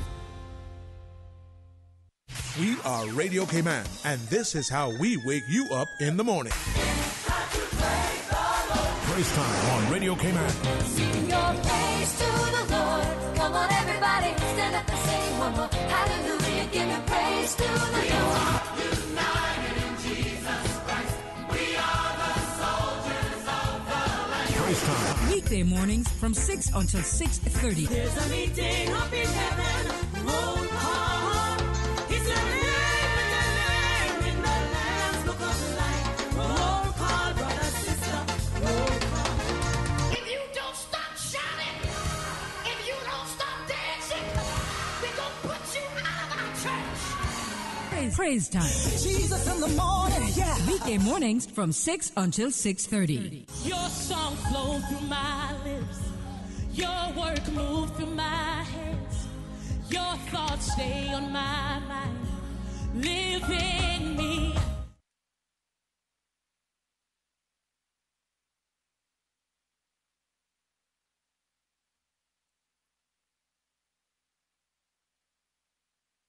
Country classics. Well, I was born to coal miner's daughter. On the road again. They're gonna put me in the movies. Papa Top again. Out in the West Texas town of El Paso. Because you're mine, I walk the line. Well, I love her in Country classics. young love, first love. You never count your money when you're sitting at the table. If you enjoy classic country music, come hang out with Radio Cayman this Saturday, 3:30 to 6 p.m. In the Mississippi cotton picking Delta town. This Saturday afternoon, following American Country Countdown, 3:30 to 6 on Radio Cayman. Just walk on by. Wait on the corner. Country classics. System 1 loaded. 1-800-534-8255. What is on your mind when it comes to the government, independence, and the opposition? Issues that matter to you. 1-800-534-8255. Waiting to hear from you. For the record, with your host, Orrett Connor. Good morning and welcome back to For the Record and part 2 of our show this morning. We have in the studio with us, it's my pleasure to have in the studio with us, the chairperson of Celebrate Cayman, Mr. Alfonso Wright. And of course, you know that on Monday we had our big day here, Heroes Day celebration in the Cayman Islands. And we're going to get a recap of what took place on Monday as well, for those of you who didn't make it, or for those of you who just want to hear more about it, talk more about it again. People like Ms. Phyllis Moxham, who is still talking about it and is still, excited about what took place on Monday as well. But we also have the pleasure of having a very, very special guest in our studio, and I'm going to ask Mr. Alfonso Wright to introduce our guest, our very special guest this morning. Mr. Wright. Thank you, O.C., and good morning. Good morning to all those listening on radio. Is that YouTube? You streaming live as well, yes. O.C.? We are happy to be here again, and yes, we did have a wonderful event on National Heroes Day Monday. One of the highlights for me would have been that we all know the story of Commissioner Alan Hilliard Dono, who was the person that moved the motion for the creation of the Cayman Islands coat of arms, the person who got, who got the ball rolling, so to speak, was commissioner here at the time from 1956 to 1960. And we were able to track down, and I want to give Ms. Liz Schofield thanks for helping us with this. We were able to track down his son, Brian, who was gracious enough to come out come to Cayman and come to the event. And we did present him with a little token of our appreciation for what his father had done for us, because it was very insightful. And it was a changing point in the lives of Caymanians and the entire country at the time, because the Caribbean in particular were looking at making changes to their political status. And I believe that he could see a bit into the future to understand that where the rest of the Caribbean was going was probably not where Cayman needed to go, and thought that we should move about, creating our own form of identity. And I think that the coat of arms was that instrument that gave us that first move of separation and put us on the right track. So we're happy to have Brian here with us this morning. Morning, Brian. Good morning. Good morning, Mr. Donald. Welcome to the Cayman Islands and welcome to For the Record. Well, thank you very much indeed. It has been an absolute pleasure and privilege for me to be here. And don't thank me for coming, because I have been here like a salmon. And it's just been a fantastic opportunity for me to come, and really moving to see how my father has been appreciated. And I didn't really appreciate what he was doing and how well he had achieved what he'd set out to do. But it's lovely to be here. Thank you. And since you have the mic, we'll let you continue. And you were in the Cayman Islands at the time that your father served as commissioner as well? Absolutely. From 1957 to 1956 to 1960. It's a long time ago now. What are your memories of it, if there are any? Well, plenty. I've got plenty of memories. Oh, well, we want to hear lots of them.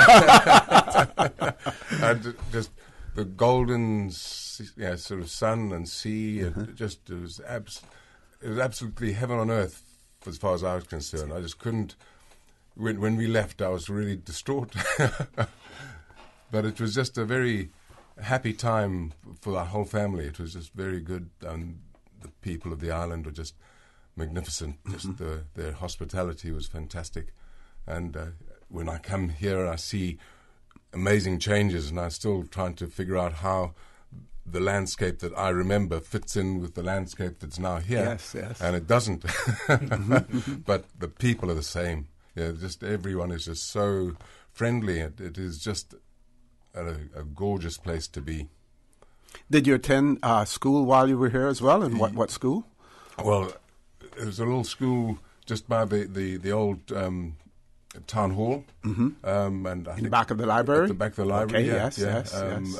Miss Robotham was our headmistress of that school. Robotham, yep. Yeah, and the headmaster of the senior school, Reverend John Gray, he would drive a school bus from West Bay all the way into to Cayman to bring the... Oh, that's really cool, isn't it? Having a headmaster as the bus driver.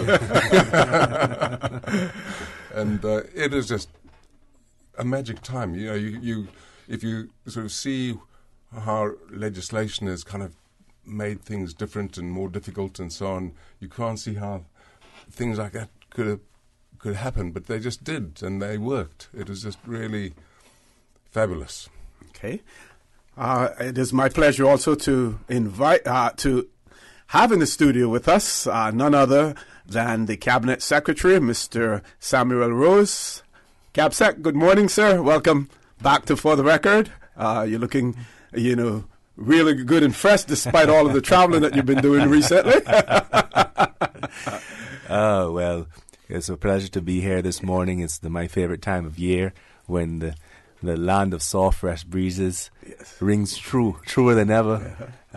This weather is just absolutely glorious, and it's great to be here with you and your audience, Mr. Connor, the former cabinet secretary, my predecessor, my mentor, my dear friend. It's a pleasure to be here on the show, and yes, I'm feeling a lot better because all the stress of National Heroes Day has now passed by. And the planning starts for the next. The planning starts for the next, and it's a wonderful opportunity to say congratulations and express my own gratitude and thanks to Mr. Alfonso, Marzita, Cara, and Christy, Nadira, Jana, and all the rest of the team, of course, and the protocol team led by the Chief of Protocol, Miss Melanie Sims, and Kira, and Jamal, and all the others who have, there's countless others behind the scenes who have worked tirelessly to pull off this Heroes Day. When I woke up on Monday morning and went outside and looked up in the heavens, I said, well, I guess this will be the first one we go inside for First Baptist 4. But our second call was then to Mr. John Tibbetts, our Director General of our National Weather Service. And I have to tell you, his explanation was spot on. He said, listen, all the major rain bands have already passed. Okay. Our biggest concern will be the wind. And if I show you a video of what the wind looked like at 6 o'clock in the morning out there before the sun was up in town, it looked like a gale force winds. I mean, the tents were about to fly away, But our vendors, they do a fabulous job between celebrations and hopscotch and Intech. They had it all bolted down and buckled down, and we were ready to go at 9 o'clock on the dot. So it was a fabulous day. Obviously, we took a different turn than we usually do. Our public is quite accustomed to the public nomination process, but because of the very unique situation we find ourselves in celebrating the Diamond Jubilee of our coat of arms, and of course now the next one will be the Constitution, there was no need to nominate anybody to be recognized, because these great men of, and unfortunately I have to say men, because in those days it was only men who were elected and selected to represent us, and that's a part of our past we must recognize, So, but behind those great men were many great women, yes. Who contributed significantly as well. But it was a day to recognize those gentlemen who, for the most part, had been forgotten by in the retelling of our own history. And that's one of the challenges of modern day Cayman, is recognizing and remembering and recalling all those who contributed to making Cayman what it is today. Because, as Mr. Donald said, we come and see what is here now, and we make the mistake, especially my generation, we make the mistake of thinking that it was always this way, and not understanding the depth and the vision and just the simplicity from whence we came. And we refer to it as an economic miracle. We've had many miracles, economic, social, all kinds, and to make this place the unique, diverse community it is today. And so it was fitting that the government agreed to, in the spirit of the Celebrate Cayman, to recognize those individuals who contributed, the architects and those who, through probably the first public consultation exercise, and getting the public views on the various versions of the and the design of the coat of arms. And there are people who remember that, quite clearly. We thank Captain Paul Hurlston for some of his insights. It's been such a rich experience, because you're unearthing these stories of individuals who a lot of people don't remember or recall, and they're not recorded anywhere. Yes. And so what we're doing with this whole process, we are in essence formulating a whole new story of our history. And so we will try to ensure then that all the biographies and the stories that we've unearthed, and some of them are quite amazing, form part of our history going forward, and it'll be accessible to people going forward. Precisely. And it was very timely. I think it would be remiss of me not to mention that it's so important to honor these individuals, because as of on the morning of National Heroes Day, we had 2 living vestrymen. That would have been Captain Owen Farrington and Mr. Lindbergh Eden. And Mr. Lindbergh was in hospital and unable to attend the ceremony. So Miss Heather Borden accepted the award on his behalf. And in a very timely, poignant manner, she went straight over to the hospital and delivered that award to Mr. Lindbergh, which turned out to be only hours before he took his final breath. Wow. So he received it. He was able to see it. We believe he understood. And there were some photos of him receiving his plaque certificates and observing them, the medal, because we gave him a coin, actually, one of the commemorative coins, because he was one of the two living. We want to make it extra special. Yes. And so he left this earth knowing that his country, everyone in the country was thinking of him on that morning. So, we do these things for some people wonder, why do we do these celebrations? It's for those reasons, to honor these individuals who have given so much, and to have a gentleman make his final transition knowing that his entire community was behind him and had recognized him. I think there's nothing more important than that. Yes, so certainly is. We feel really blessed that we were able to accomplish that. Okay, we're going to take a commercial break now, folks. Please stay tuned. A conversation with Cabinet Secretary Mr. Samuel Rose, Chairperson of Celebrate Cayman, Mr. Alfonso Wright, and the son of Major Alan H. Donnell, Mr. Charles Brian Donnell is with us as well. So please stay tuned for the record. We'll be back shortly. CTMH Doctors Hospital Pharmacy, formerly known as Professional Pharmacy, would like to thank the Cayman communities for their loyal support these past 18 years. Our staff work towards healthcare excellence and providing the most current and up-to-date training with pharmaceutical care. Thorough background checks and follow-up consultations is only the beginning. Your safety is our concern. Our staff are respected healthcare professionals whose job requires careful and precise calculations. Thank you for being a part of our family and for choosing CTMH Doctors Hospital Pharmacy, where we prepare to provide exceptional care. At CTMH Doctors Hospital Pharmacy, we care about your health.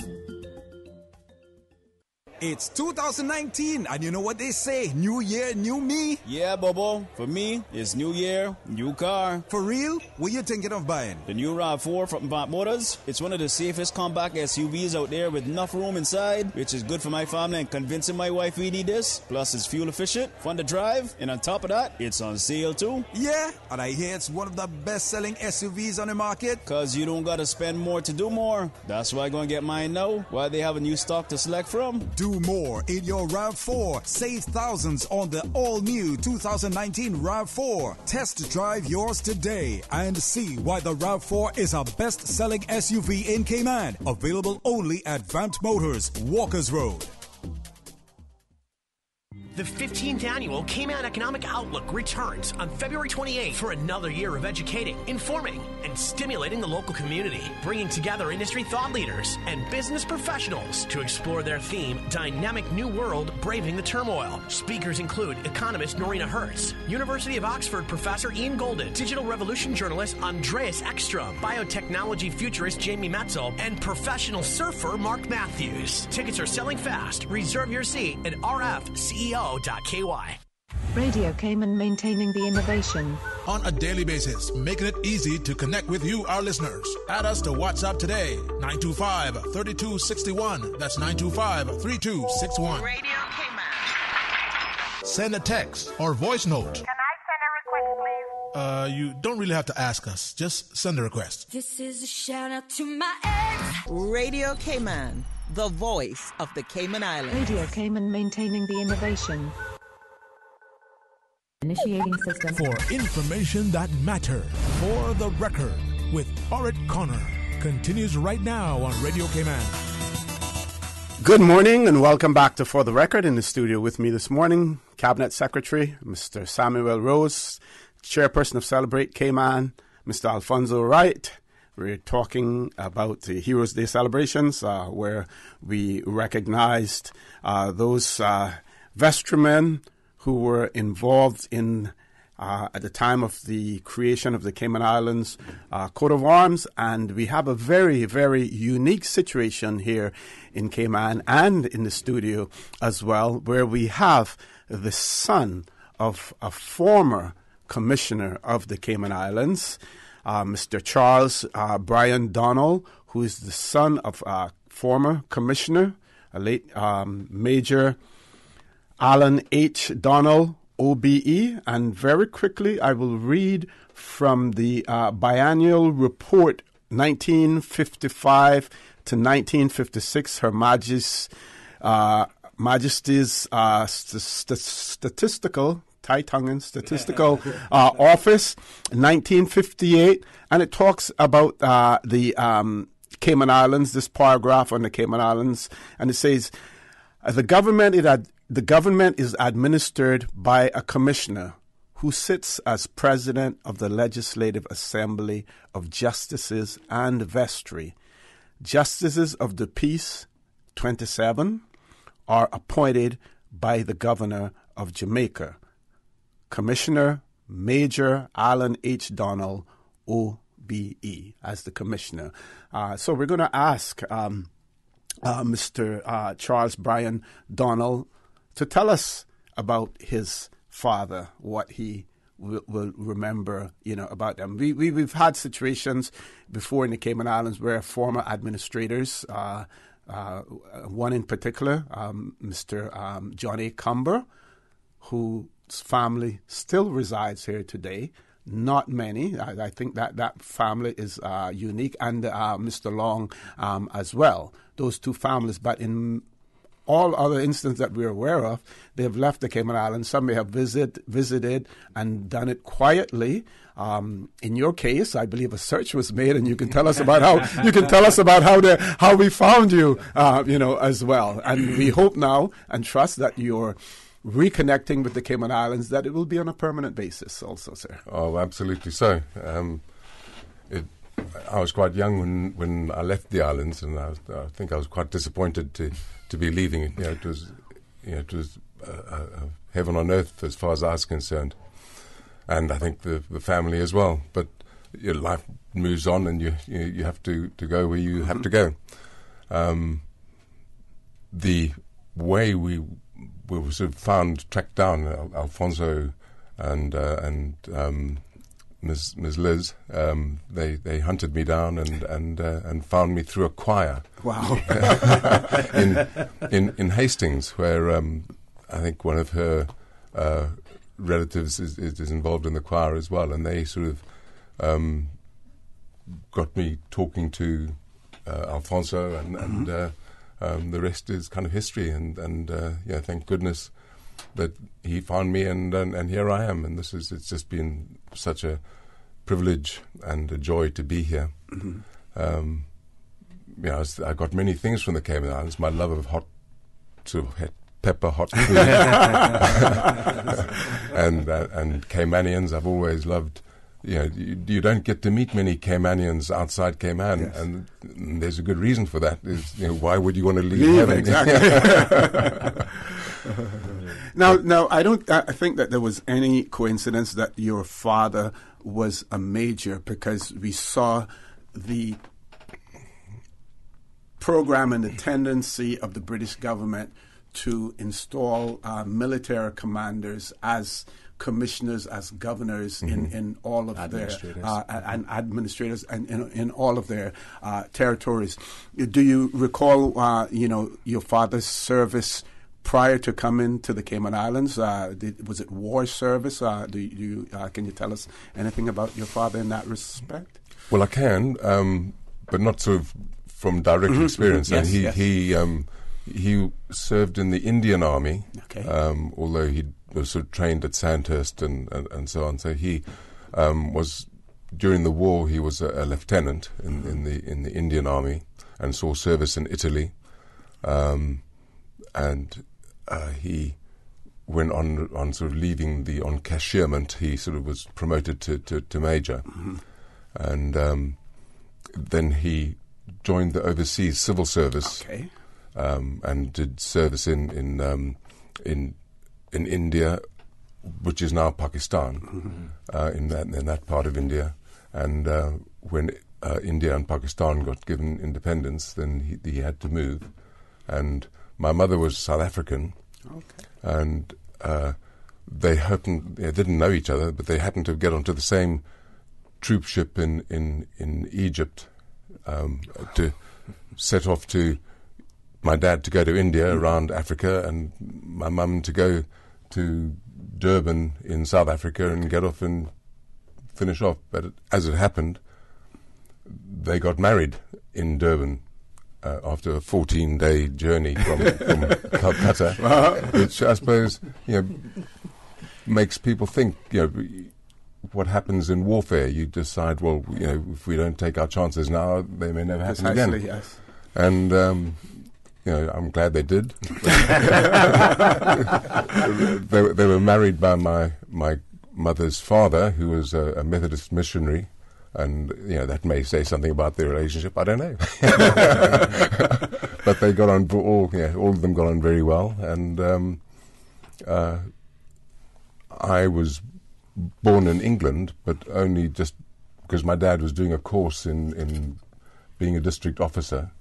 At Oxford Polytechnic, I think, and my sister had been born in South Africa before me in Pietermaritzburg, 3 years before I was born. So I always had a sort of a direct claim to being a British citizen by being born in England, but she had to go through my dad's mother's family to get her British passport. So people are still trying to find ways to get British passports. Yeah, she's lucky she wasn't caught up in the Windrush situation. Exactly so, and a similar situation for my wife, who was born in Spain, and her father was born in Australia. So, she had to have, she came back from a school cruise around the Mediterranean, and couldn't get back into the. They wouldn't let her back into England until one of the teachers came across and said, "No, she's one of us. Let her through." But because they just didn't have the exit stamp on her passport to see that she had an Australian passport, and she was leaving and hadn't got an exit stamp. So it was, Good. We're going to go to our headline news at 9 o'clock. Folks, I know you don't want to change that dial because we're getting it from the proverbial horse's mouth this morning. Mr. Charles Brian Donald, who is the son of former Commissioner of the Cayman Islands, Major Alan H. Donald, OBE. Please stay tuned for the record. We'll be back immediately after headline news at 9 o'clock.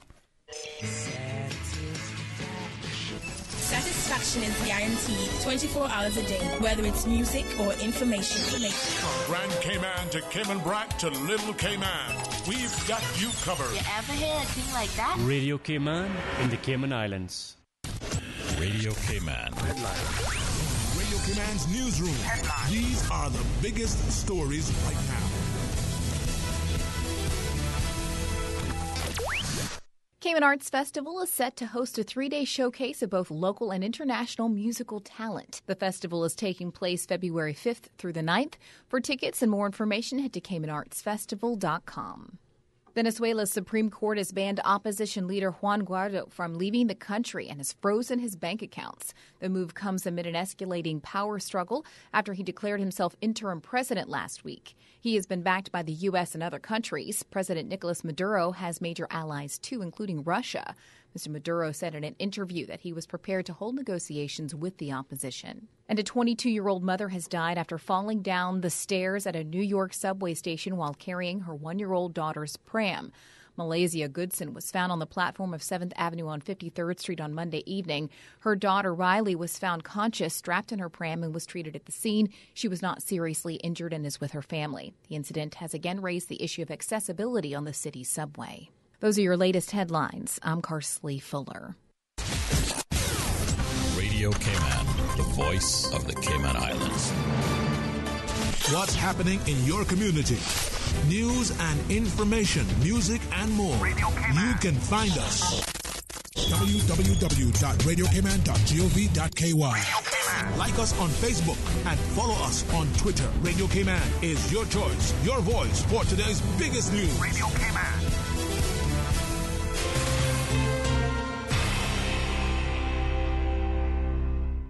Initiating system. For information that matters. For the record, with Orrett Connor continues right now on Radio Cayman. Good morning and welcome back to For the Record. In the studio with me, we have the Cabinet Secretary, Mr. Samuel Rose, Chairperson of Celebrate Cayman, Mr. Alfonso Wright, and of course the Protocol Office and Celebrate Cayman Office all fall under the Cabinet Secretary. And I want to commend you, both of you, for such a great job that you have done and that you will continue to do. And I'm one for highlighting and celebrating Cayman in every respect that we can, and we want to continue this journey.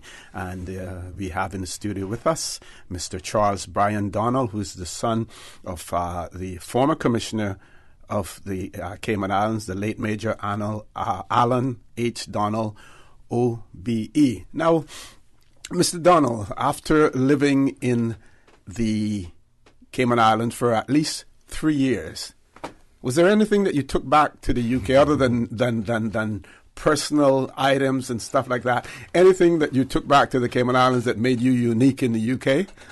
Absolutely. I left Cayman in 1960, loving Cayman and loving Caymanians and Caymanian food and hot peppers. And I talked in a Caymanian accent. Wow.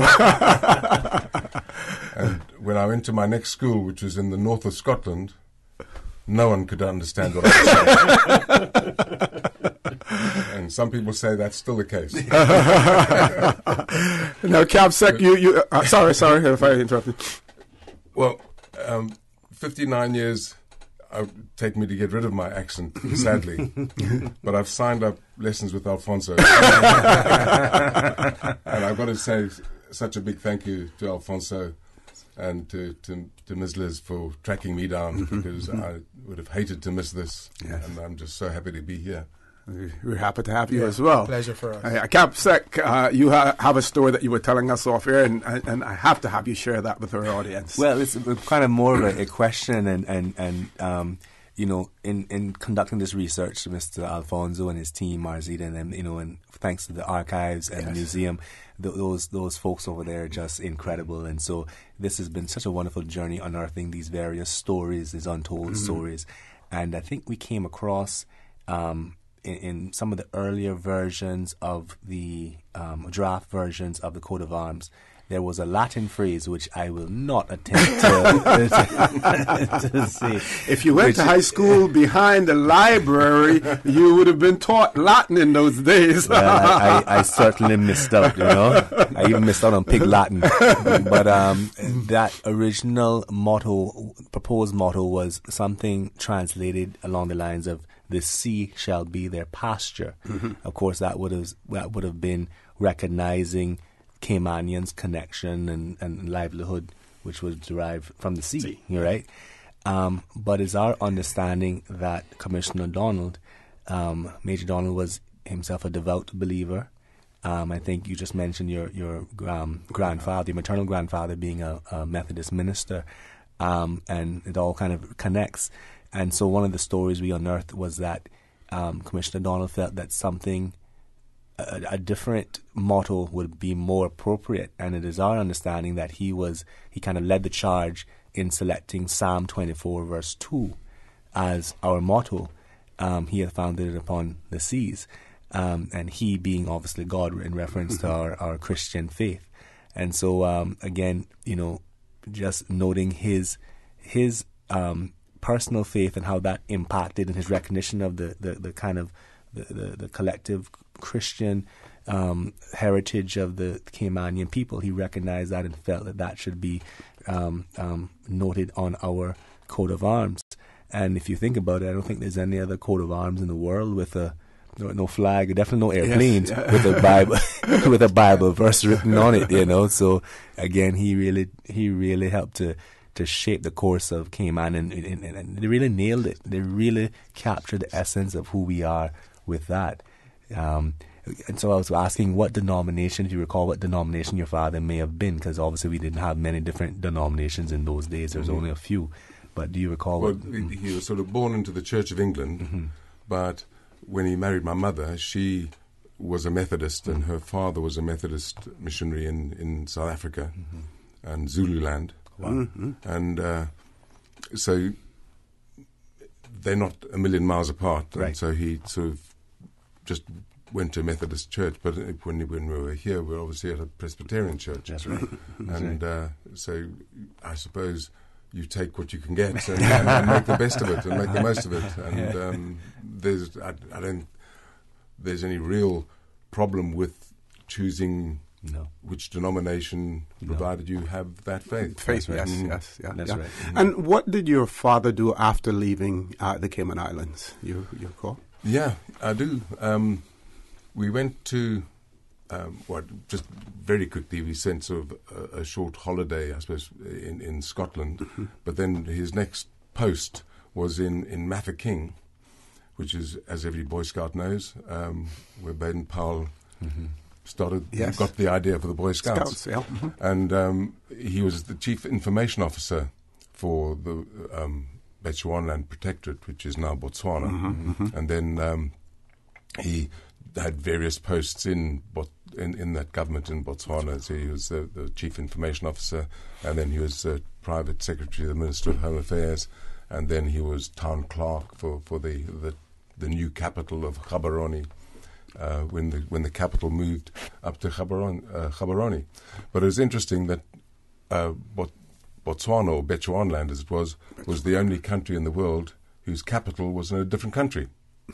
Mafeking is in South Africa. That's right. So it was just a really sort of strange sort of offset sort of situation. But we went up to Gaborone, and then he retired from service in Gaborone in 1973, and then retired to live in Sussex in England. And I live now in the town that he retired to and in fact died in, and I still live there. Okay. I think one of our callers, they're not on the line, but they were inquiring whether or not you had we have a person on the line. Okay, let's go to the phone lines. Caller, good morning. Welcome to For the Record. Good morning. Am I on? Yes, you are, sir. Good morning. Thank you, O.C., and your panel. Nice to hear the voice of a former commissioner's son. I was just curious, and just sort of from, I should say, a lighter atmosphere.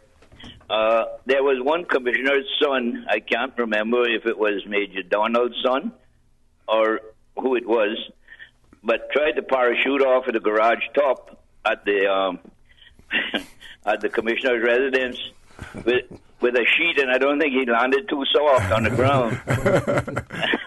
I just wondered if this might be the son that did that, or whether it was another commissioner's son. I'm not sure, but one did.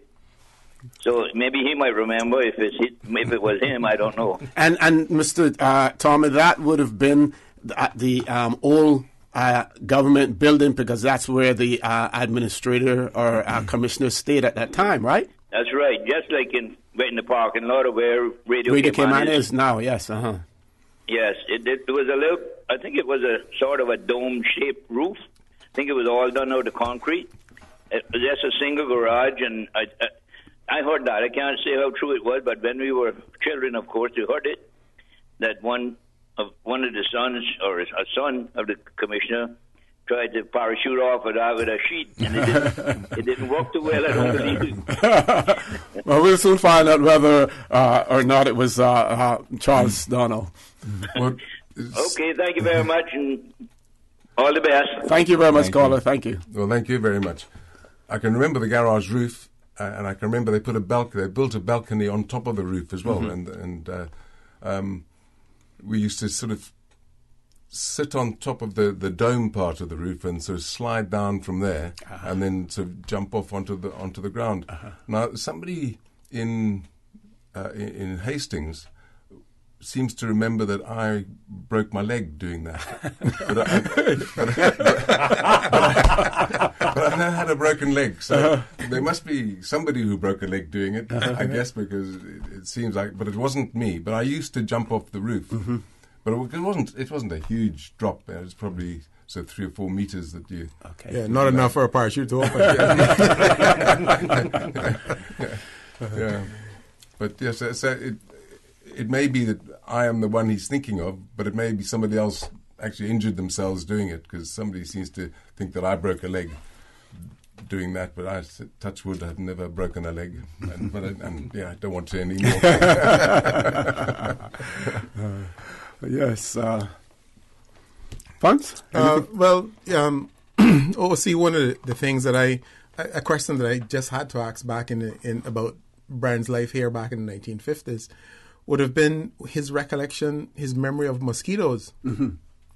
But what he did say to me was that this is when we were first talking on the phone, and we were trying to recall the things that he remembered about the Cayman Islands. And after telling me a few things, I said, well, I'm surprised you didn't mention anything about mosquitoes. And he said, well, you know what? We lived in Africa. So mosquitoes were a part of of our lives. So I didn't find it that significant. But is there anything in particular about your mosquito experience that you... Well, there's just no mosquito, or very few mosquitoes around now. Maybe it's the time of year, I don't know. But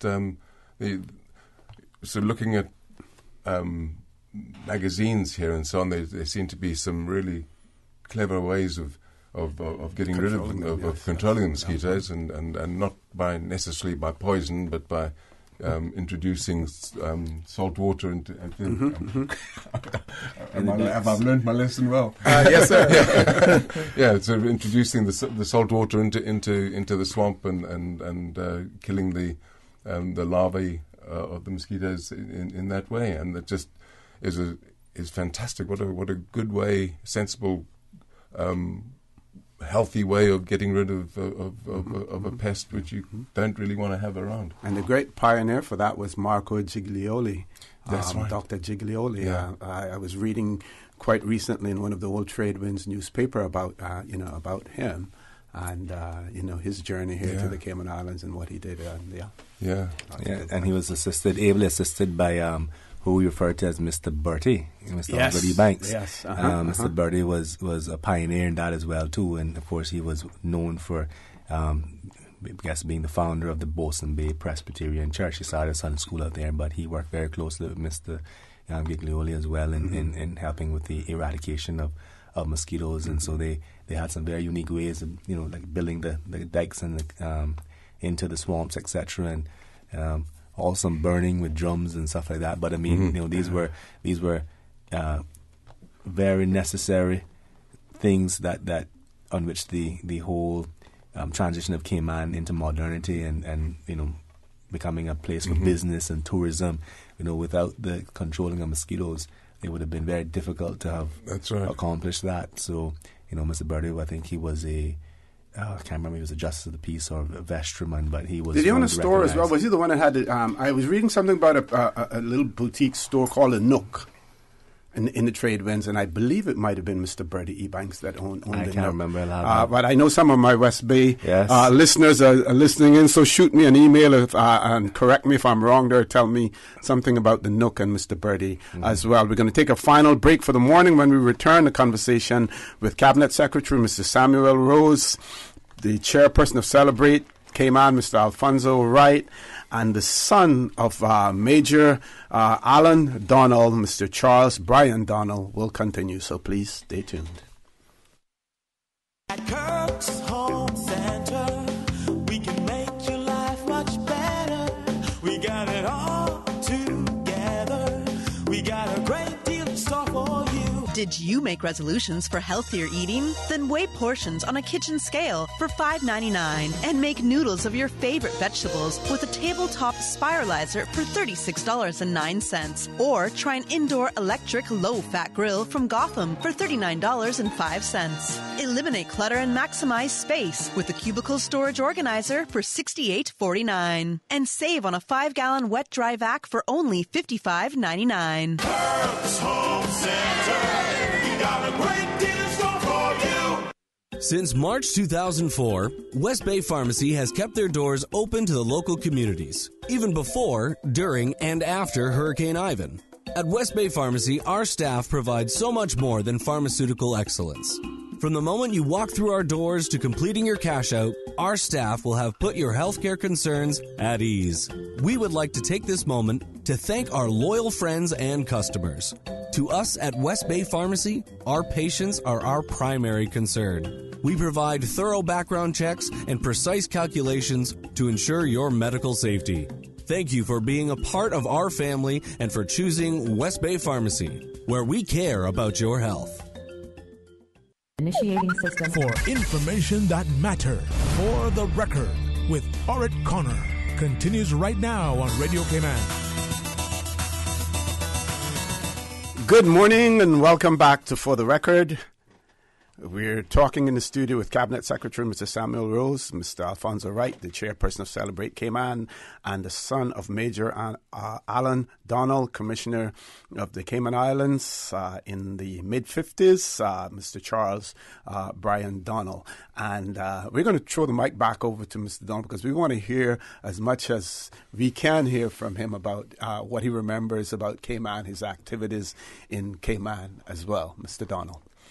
Well, I remember going had this open-air cinema, which seemed fantastic. What a good idea. And we used to go to the cinema, and the mosquitoes would just come in over the walls. And everyone knew that it was going to happen, so they all had the insect repellent on, which meant that the mosquitoes just found the people the sweetest blood and just ate their blood. And didn't matter how much insect repellent they put on. But it was mosquitoes were a big problem. They just were nasty bits, nasty bites. Okay, we have one. Someone called in, but they're not on the line, and they're pointing out that on the bluff in Cayman Brac, there's a road that has been named Major Donnell Road, and they were curious to know the genesis of that, if anyone knows the genesis of how that came to be named Major Donnell Road. And I don't know exactly, OC, but it's a. I imagine it would have to be connected to Major Alan Donnell. That would be too much of a coincidence. Yes. To have a road named Major Donnell Road, and I think it is quite fitting because it is a very important road. It's one of the of the instruments of development on the Brac, putting that bluff road through the center of the bluff, and naming it after that has led, but not just because of the name, but because of the strategic positioning of the road, have led to a lot of development and lands opening up into development in Cayman Brac. And I don't know, I don't think it'll happen this trip, but I'm sure on Brian's next trip, we'll get him. He'll get over to the Brac and visit there. Were you? Did you ever visit the Brac when you were here before, or Little Cayman? Yes, they used to be called the Lesser Islands then. Yeah.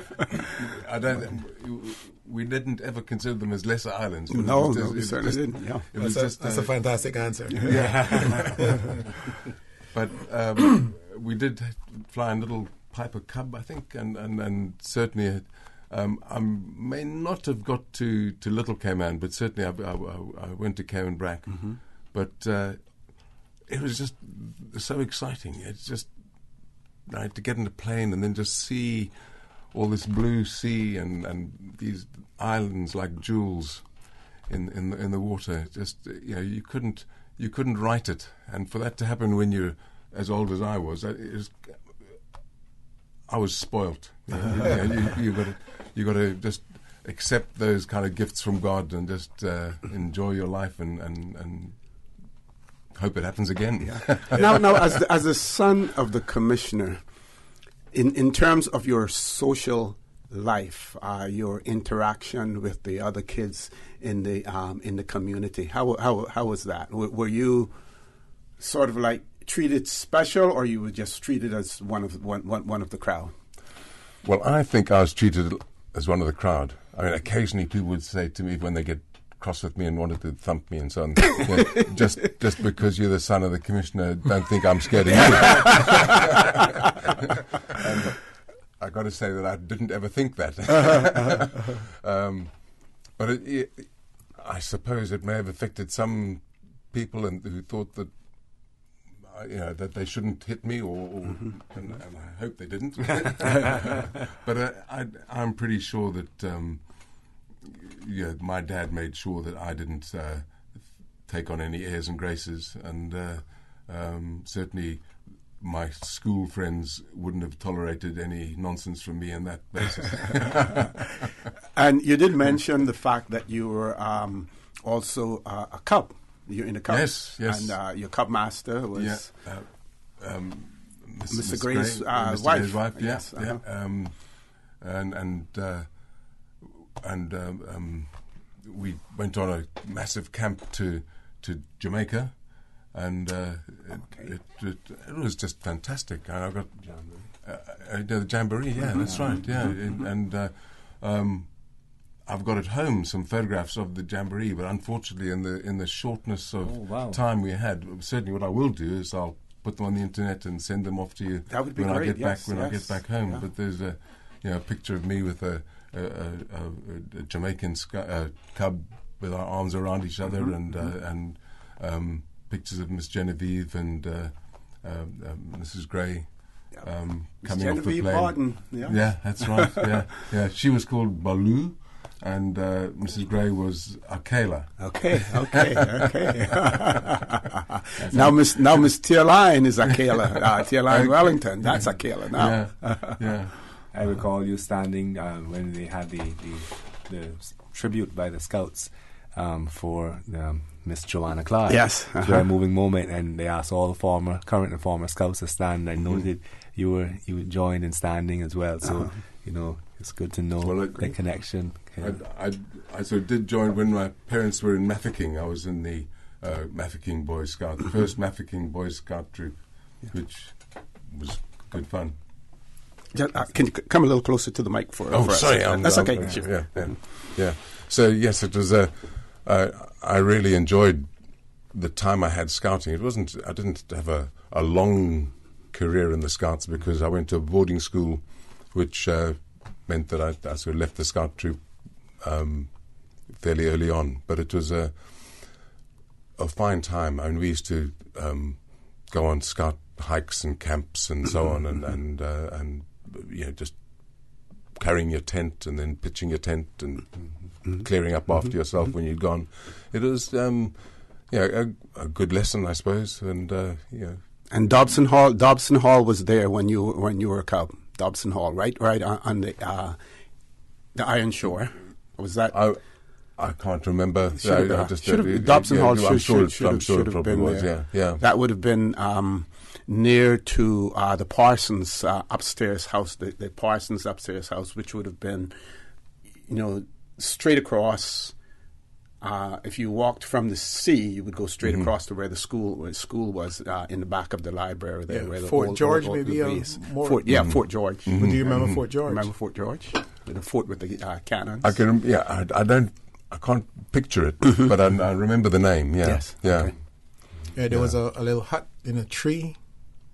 No. No. It's like a watchtower that they had during the war. The sentries would be up there. Yeah. As you mentioned it, it feels like a memory. You'd have to show them some pictures to revive it. Yes. Yeah. Okay. Yeah. Just one curiosity for me, Brian. How did you guys get to Cayman? Was it by plane or boat? Certainly, I think the first time. I have a memory of it being by boat, but I think it was. I remember it as being the Comito, which is but apparently that doesn't come to Cayman, so that goes to Jamaica. Okay, and then maybe we took a boat from Jamaica, a different boat from Jamaica to Cayman, or we could have come by plane. So. But I do remember travelling on the Comito, and that may have been, I don't know, where would the Comito have got to Jamaica from? Was it all? I just have a memory of being on the Comito, but it could easily have been a different boat, or my memory playing me false. But Well, one of our maritime historians, Captain Paul Hurlston, you'll remember that name to ask Captain Paul if the Comito rings the bell, because you would have had ships running from Jamaica, from Cayman to Jamaica, and may have encountered them there as well. Yeah. Mm-hmm. Wonderful. Okay, we're gone silent for some reason or other, and we have so much more to talk about. But I'm going to we're coming up to the end of the show. I want to throw the mic back over to the Cabinet Secretary, and then on to Mr. Alfonso, and then to Mr. Donald as well.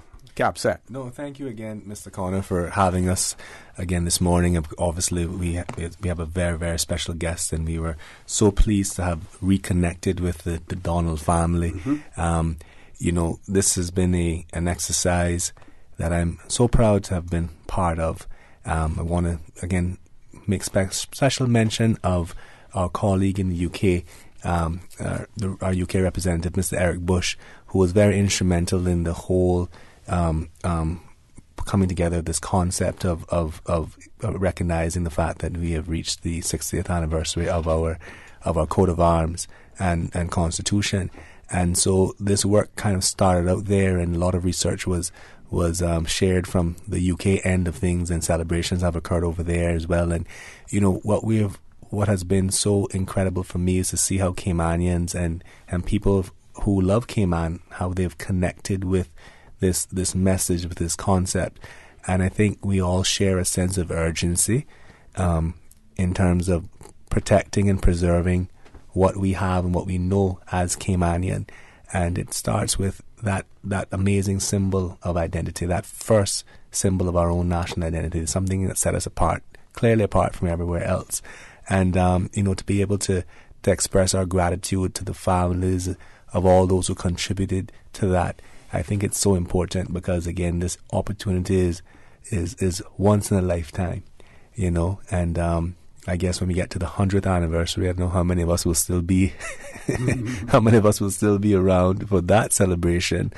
But a lot of the work we've done now will go towards helping the future generations as they commemorate and look back and reflect on this. So I just want to again say thank you to you, Mr. Donald, and on behalf of all the Caymanian people, we want to say, that we greatly appreciate your father's contribution, and you can see he has left his mark. His legacy is great, and our people deeply appreciate and treasure their coat of arms. It's ours, and it stands apart when you put it up against all other coats of arms. It really is special and unique and beautiful, so imagery rich. And so, but as I close, I want to just throw in another shameless plug for the continuity of Celebrate Cayman. We're going to start the process slowly of transitioning into the Constitution, so that's coming up very, very soon. And we'll have lots of exciting things around that as well too.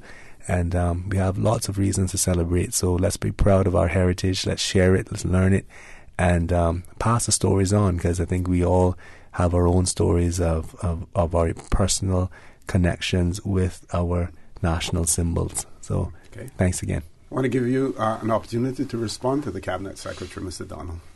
Well, thank you so much. I've had a wonderful time here, and really, I don't really deserve it. Somebody else deserves it, but I've grabbed it with both hands and really enjoyed it. Thank you so much. You're welcome. Absolutely welcome. And I just want to say that, some other commissioners have left us with tempuras, and their legacy have not been anywhere as rich as the legacy of your father. So quite positive for us. Thank you for that. And certainly my dad will be sitting on a cloud smiling and watching us down here now. Certainly. Mr. Fonzo, you get the last words here. Well, I continue to feel blessed that I've had this opportunity. I think people that know me know my passion for my country, my history, our culture, how I see it, how I wish for us to continue to have it up front and center, and to do what we have to do to preserve that. I many times in politics, there are ideas that are brought forward that people wonder why and don't quite see they quite understand exactly what it means, and good politicians are somehow able to develop that special vision that they can kind of look into the future and understand how this is going to be perceived in a time in the future. And not saying that Major Alan Donald was a politician, but nevertheless, as a commissioner, they were very involved in politics back in those days. And I think that we owe a great debt of gratitude for his insight, for his vision in understanding what was happening in a land that was foreign to him, but came and connected with the Caymanian people, understood how they felt, and probably more so than many of them, understood that what they had was unique and needed to be preserved. And I think we should always bear that in mind, that he actually saw what was best for us at the time and set the ball rolling to help us understand exactly who we were, that we were special people, and that we should not allow any outside influence change us from who we were destined to be. And the coat of arms, I believe, was that one special instrument that gave us our really true sense of identity. Mr. Rose keeps saying how special the coat of arms is when you understand the things that it stands for, the pieces that put it all together. It is a really special, possession for the Caymanian people. And Brian, my thanks to you and your family. I trust that this will not be our only encounter. I know you're here for another few more days, and I want you to enjoy, what we have to offer. And I do hope that at some point before you leave, that we'll have some time for you to sit with our National Archives to put pen to paper and charge your memory a little bit more, so that we can record things that we've missed along the way over the last 6 years in particular. Okay, someone has sent me something. I want to thank them for it. Has to do with they've Googled the Comito, and we have a TSS Comito, circa 1956, and says Comito was a passenger-carrying banana boat of the Fifes line. And it gives the tonnage and stuff like that. Cruising speed of 18 knots. Second ship bearing that name. And the history of her, talks about the route: Southampton to Avonmouth in England, to Barbados, Trinidad, and up to 5 ports in Jamaica. Those 5 ports would have been Kingston, Port Antonio, Montego Bay, Orocabessa, and Bowden as well. So you can find some stuff on the Comito as well. So I think what we probably did was take it from either from UK to Jamaica, or one of the other stops in between. But I think from UK to Jamaica, and then flew from Jamaica to Cayman, because there are photographs of a very small Brian Donald sort of standing between his father's legs. Okay. Looking at an airport. Yeah. Wonderful. And for my listening and viewing audience as well, during Major Donald's tenure here in the Cayman Islands, again from Her Majesty's Statistics Office, 1958, the revenues of the Cayman Islands, 1957 to 1958, were £144,616.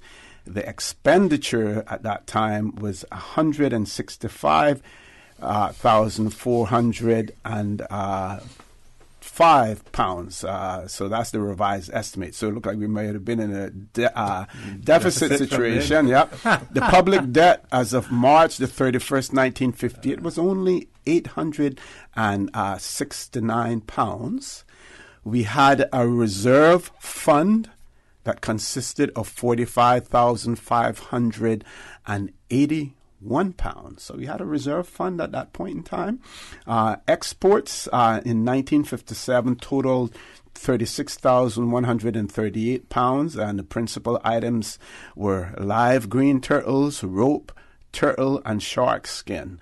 Imports were £567,134, and the imports consisted principally of foodstuff, textiles, and building material, as well. So with those few facts, I will thank you, our listening and viewing audience, for allowing Radio Cayman, and by extension, For the Record, into your homes, into your vehicles as you traverse the busy roads of the Cayman Islands, into your places of work, whether it be an office cubicle or if you're working in the outdoors.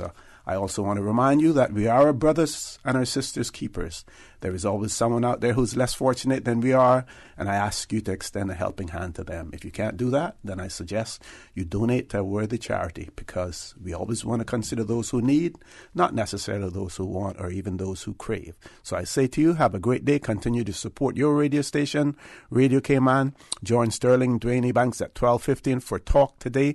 Listening to Radio Cayman and For the Record on Friday morning as well, where we have a very, very important announcement to make that I'm sure that you all will be happy to hear as well. And as usual, we ask the good Lord to bless these three beautiful, wonderful Cayman Islands.